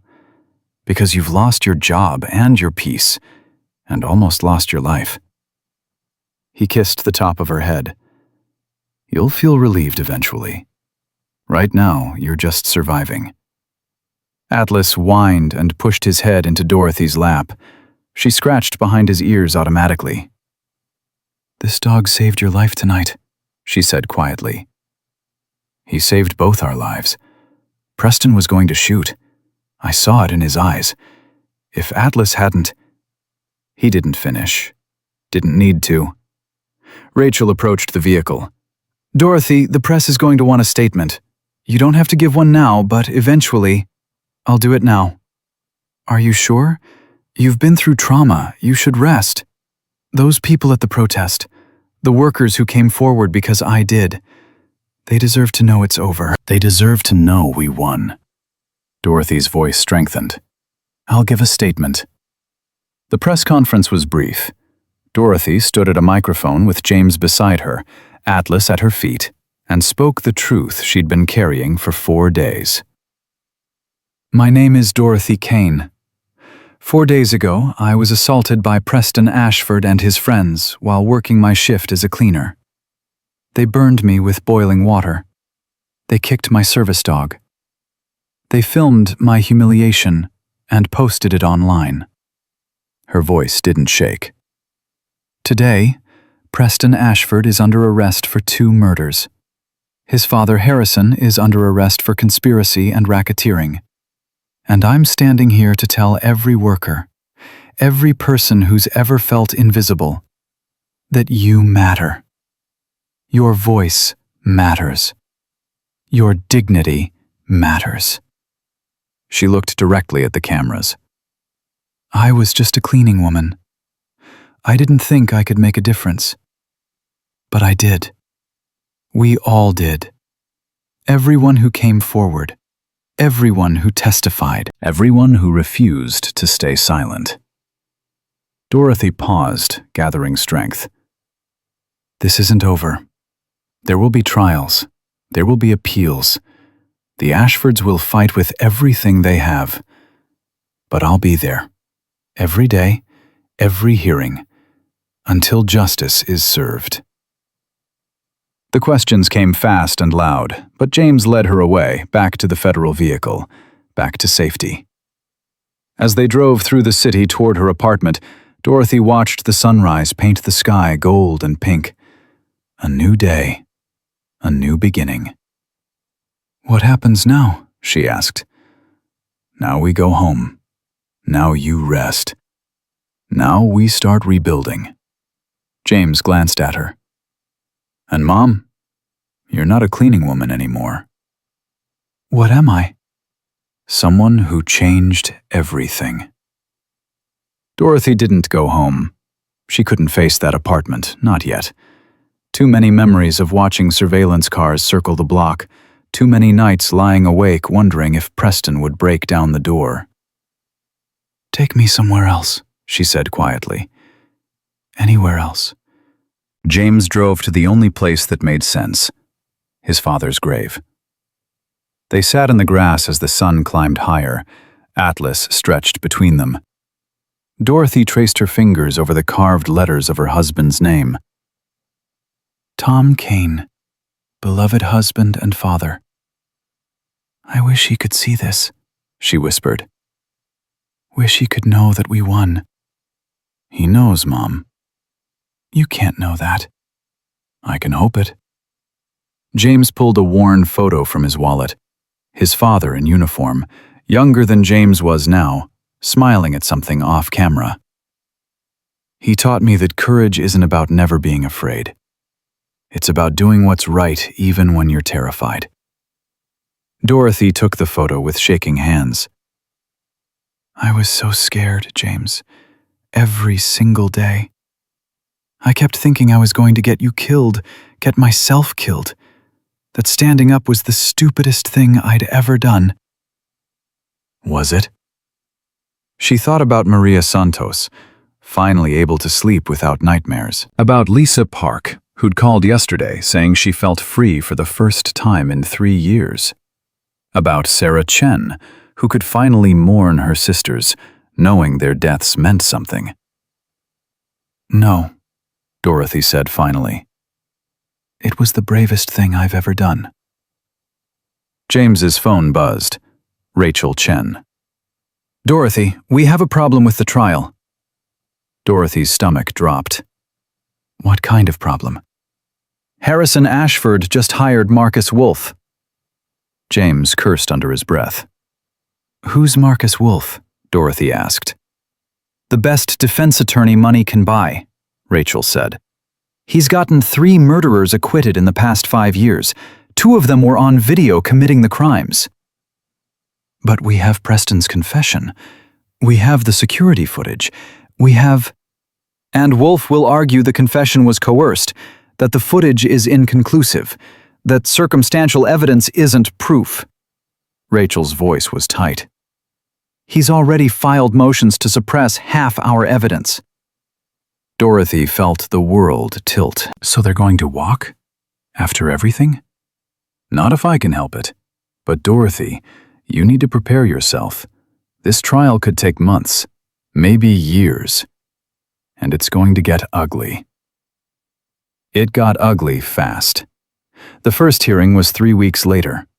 Dorothy sat in the gallery with James, watching Marcus Wolfe destroy witness after witness.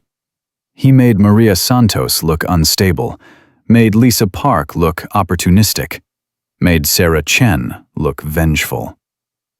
When Dorothy took the stand, Wolfe circled like a shark. "Mrs. Kane, isn't it true you've suffered from PTSD for 5 years?" "Yes, but—" "And isn't it true you've had multiple documented panic attacks?" "That doesn't mean—" "And isn't it true that people with PTSD sometimes have difficulty distinguishing real threats from perceived threats?" Dorothy's hands trembled.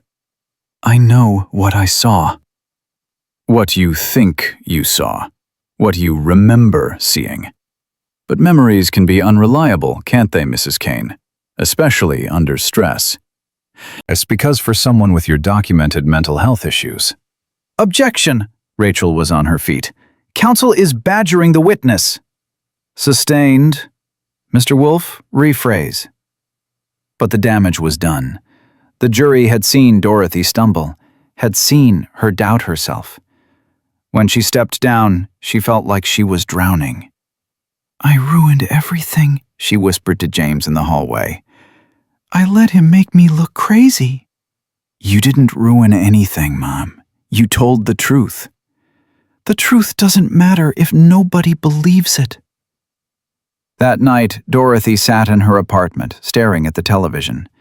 The news coverage was brutal. Legal analysts questioning whether the prosecution had enough evidence. Defense experts suggesting Dorothy's injuries could have been self-inflicted for attention. Her phone rang. Unknown number. She almost didn't answer. Mrs. Kane, this is Judge Patricia Morrison. I presided over the preliminary hearing today. Dorothy's breath caught. Your Honor, I don't think you should be calling me. I'm not calling about the case. I'm calling as someone who was a cleaning woman once. 40 years ago, before law school, I cleaned office buildings at night. Judge Morrison's voice was gentle. I know what it's like to be invisible, to be treated like you don't matter. Then you know I'm telling the truth. I do. And I want you to know something. Marcus Wolf is going to try to break you. He's going to attack your credibility, your mental health, your motivations. But if you keep telling the truth, if you don't let him make you doubt yourself, you'll win. How can you be sure?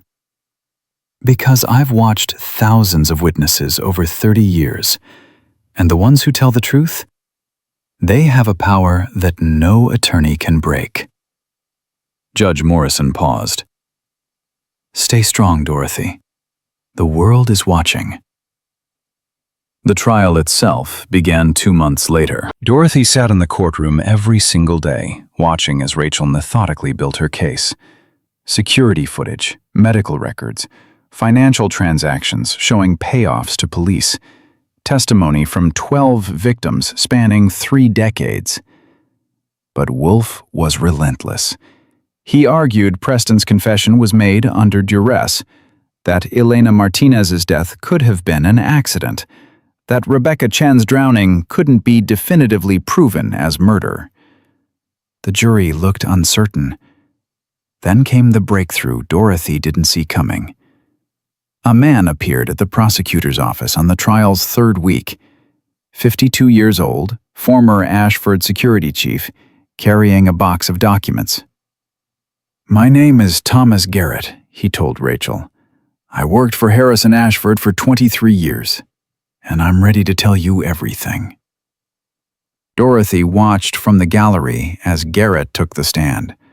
Watched as he detailed decades of cover-ups, bribes, intimidation. Watched as he produced emails from Harrison explicitly ordering him to handle problematic employees.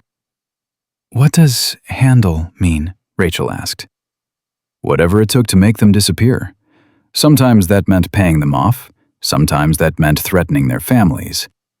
And sometimes, Garrett's voice cracked, sometimes it meant worse. Did Harrison Ashford ever explicitly order you to harm someone? Garrett pulled out a printed email. This is from 3 years ago. The subject line is Elena Martinez problem.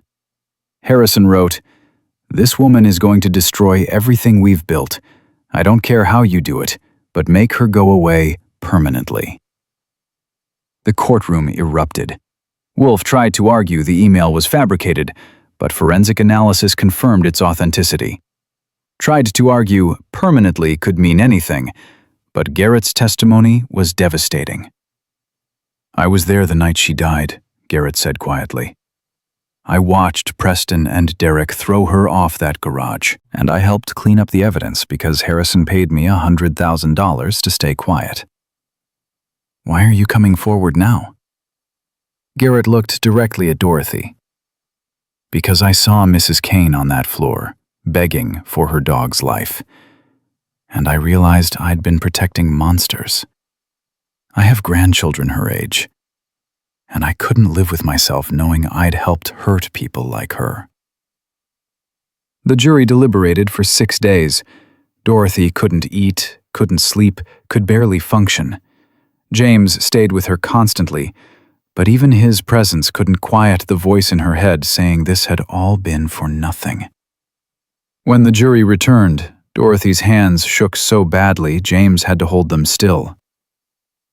On the charge of murder in the first degree in the death of Elena Martinez, we find the defendant, Preston Ashford, guilty. Dorothy's breath left her lungs.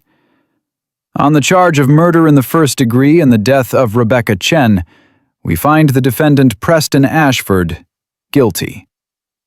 Maria Santos burst into tears in the row behind Dorothy.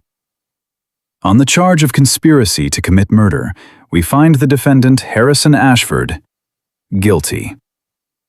Sarah Chen collapsed against her attorney, sobbing. The charges continued: racketeering, witness intimidation, obstruction of justice. Guilty. Guilty. Guilty. When the judge read the final verdict, Dorothy couldn't process it. Couldn't believe it was real.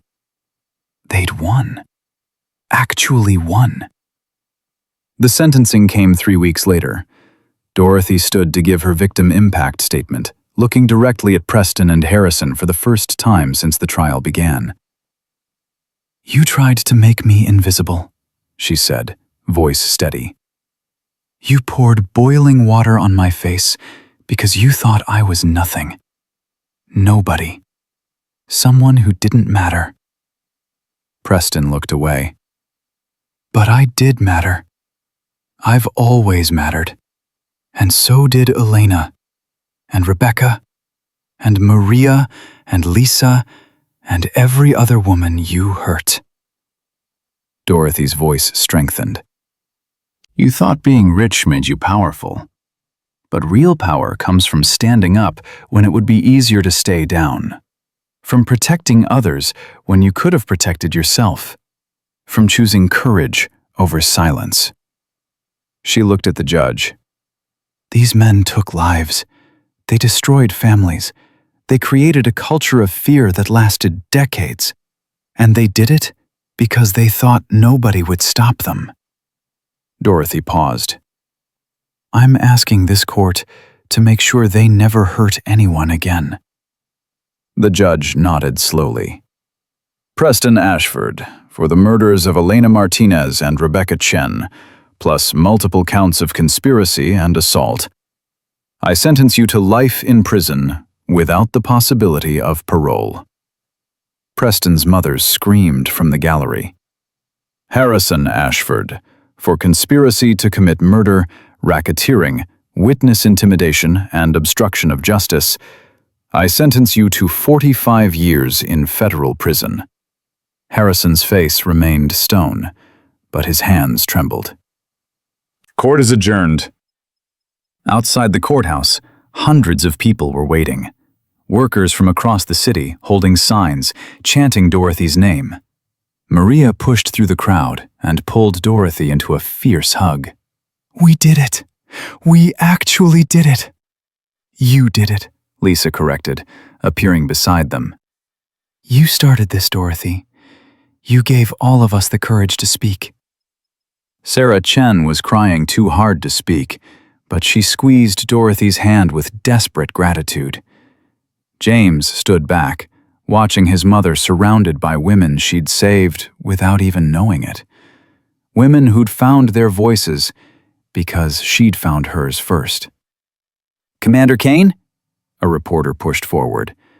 "How does it feel to know your mother changed the criminal justice system?" James looked at Dorothy, at the woman who'd raised him alone, worked 3 jobs, never complained, never asked for help. The woman who'd spent 40 years being invisible, until one night forced her into the light. "My mother didn't change the system," James said quietly. "She reminded us what the system is supposed to do. Protect people who can't protect themselves. Give voice to the voiceless. Make sure justice isn't just for those who can afford it. 6 months after the verdict, Dorothy stood in front of Riverside Executive Tower. The building had been seized as part of the Ashford asset forfeiture. The city had purchased it for a fraction of its value, and now it was being transformed.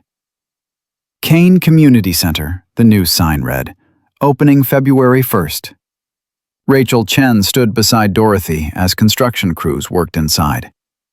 The Victim Compensation Fund paid for all of it. $40 million from Ashford assets, all going to worker advocacy, legal aid, job training. I still can't believe they named it after me. Believe it. You're a symbol now, Dorothy, whether you want to be or not. Inside, the marble floors Dorothy had scrubbed for 12 years were being covered with warm carpeting. The executive offices were becoming counseling rooms. The luxury retail space was transforming into classrooms where workers could learn their rights, practice interviews, build better futures. Maria Santos appeared, clipboard in hand. Mrs. Kane, we need your approval on the signage for the legal aid office.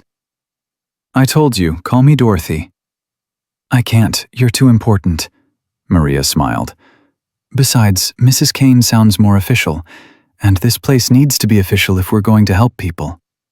Dorothy walked through the building she'd once cleaned, now reimagined as a space where people like her could get help. Where invisibility wasn't a job requirement, where dignity came standard. Your father would be proud, Rachel said quietly. My husband. Him too. But I was talking about what you've become. A lot of victims disappear after trials. Try to forget, move on. You didn't. I couldn't. Not when there's so much work left to do. The Dorothy Kane Worker Protection Act passed Congress 8 months after the verdict. It mandated federal oversight of workplace abuse complaints, created whistleblower protections, established minimum standards for investigating worker deaths. Dorothy testified before the Senate committee, telling her story one more time to legislators who actually listened. This isn't just about me, she said into the microphone. This is about every person who works a job nobody sees, who makes society function while being treated like they're disposable. We matter. Our safety matters.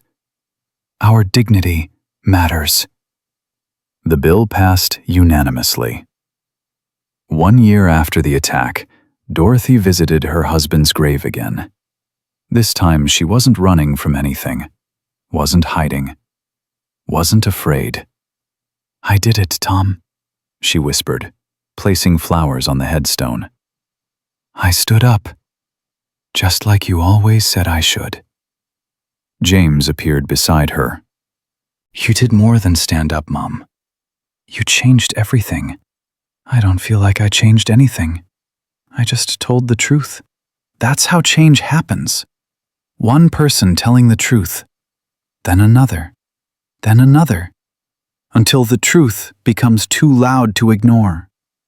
James knelt beside his father's grave. Dad would be proud, not just of what you did, but of who you became. Who did I become? Someone who refuses to be invisible. Someone who fights for people who can't fight for themselves. Someone who turned pain into purpose. Dorothy looked at her son, at the man who'd left the Navy to stay close to her, who now worked with Jake Sullivan protecting whistleblowers and victims, who'd chosen family over career. What about you? Do you regret leaving active duty? Not for a second. I spent 15 years protecting strangers in countries that didn't want us there. Now I'm protecting people who need it in a country that's finally listening. James stood, helped his mother to her feet. This is where I'm supposed to be. They walked back toward his truck, Atlas trotting beside them. The dog was graying around the muzzle now, moving slower but still alert, still protective. What happens now? Dorothy asked. Now you speak at the community center opening. Now you train other advocates. Now you keep doing what you've been doing. And what's that? Mattering, Mom. You matter. You've always mattered. The world just finally sees it. The community center opened on a cold February morning with 500 people in attendance. Workers, advocates, survivors, reporters, everyone who'd followed Dorothy's story from that viral video to this moment. Dorothy stood at the podium, looking out at faces she recognized and hundreds she didn't. All of them there because one night she'd refused to stay down. "I was nobody," she began. "A 68-year-old cleaning woman with a service dog and a son overseas. I worked night shifts in a building where rich people never looked at me twice. And when they finally noticed me, it was to hurt me." She paused, gathering strength. "But that hurt became something bigger. It became a movement. It became legislation. It became this center where people can get help, can learn their rights, can discover that they matter." Dorothy looked directly at the cameras broadcasting this moment across the country. "If you're watching this and you feel invisible, if you feel like nobody sees your struggles or values your work, I want you to know something.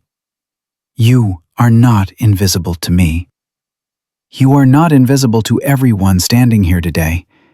And you are not invisible to the hundreds of thousands of people who stood up because one cleaning woman refused to stay silent." Her voice didn't waver. "Your dignity is not negotiable. Your safety is not optional. Your voice is not worthless. And anyone who treats you otherwise is wrong." Not just morally wrong, but legally wrong, federally wrong. The kind of wrong that ends with prison time and asset seizure and public shame. Dorothy smiled. "I learned something this past year. Courage isn't the absence of fear. It's the decision that something matters more than your fear. Elena Martinez mattered more. Rebecca Chen mattered more. All the victims who came forward mattered more. And you," she pointed at the crowd, "you matter more than anything that scares you." The applause was deafening. Maria Santos stood first, then Lisa Park, then Sarah Chen, then hundreds of others rising to their feet, clapping until their hands hurt, crying and cheering and celebrating a woman who'd shown them that invisible people could change the world. James watched from the side of the stage, tears streaming down his face. Watched his mother, his tiny, tough, terrified mother, become the hero she'd always been, but never believed herself to be. When Dorothy finally stepped away from the podium, Atlas was there immediately, pressing against her legs. She knelt and buried her face in his fur. "We did it, boy," she whispered. "We actually did it."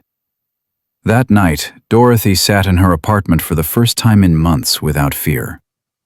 No surveillance teams watching, no threats hanging over her head, no trials looming. Just peace. James had offered to stay, but she'd sent him home. She needed this moment alone, needed to process everything that had happened since that terrible night. Her phone buzzed. A text from Maria. "Thank you for everything. I start law school next week because of you." Another from Lisa. "Got my first full night's sleep in 3 years. Thank you for fighting." Another from Sarah. "Elena and Rebecca's graves have flowers every day now. People who never knew them leave notes saying their deaths mattered. You did that." Dorothy set down her phone and looked at Atlas, sleeping peacefully for the first time in months. Looked at the framed photo of her husband, forever young in his uniform. Looked at the medal the city had given her, sitting on her mantel beside the presidential commendation James had earned. She'd started this journey as nobody. A cleaning woman, invisible, disposable. She'd ended it as someone who'd sent 2 murderers to prison, passed federal legislation, opened a community center, and inspired thousands of people to find their own courage. The phone rang one more time. Unknown number. She answered. Dorothy Kane? An elderly woman's voice. You don't know me, but I wanted to thank you. I'm 73. I've worked as a housekeeper for 50 years. And last week my employer tried to cheat me out of my wages. Told me I could either accept what he gave me or find another job. Dorothy's hand tightened on the phone. I showed him the Worker Protection Act. Told him what happened to the Ashfords. Told him I'd call the hotline and report him. The woman's voice broke. He paid me everything he owed, with interest, because of you. Because you made men like him afraid. What's your name? Dorothy asked gently. Rosa Martinez. Rosa, you didn't need me to stand up. You were always strong enough.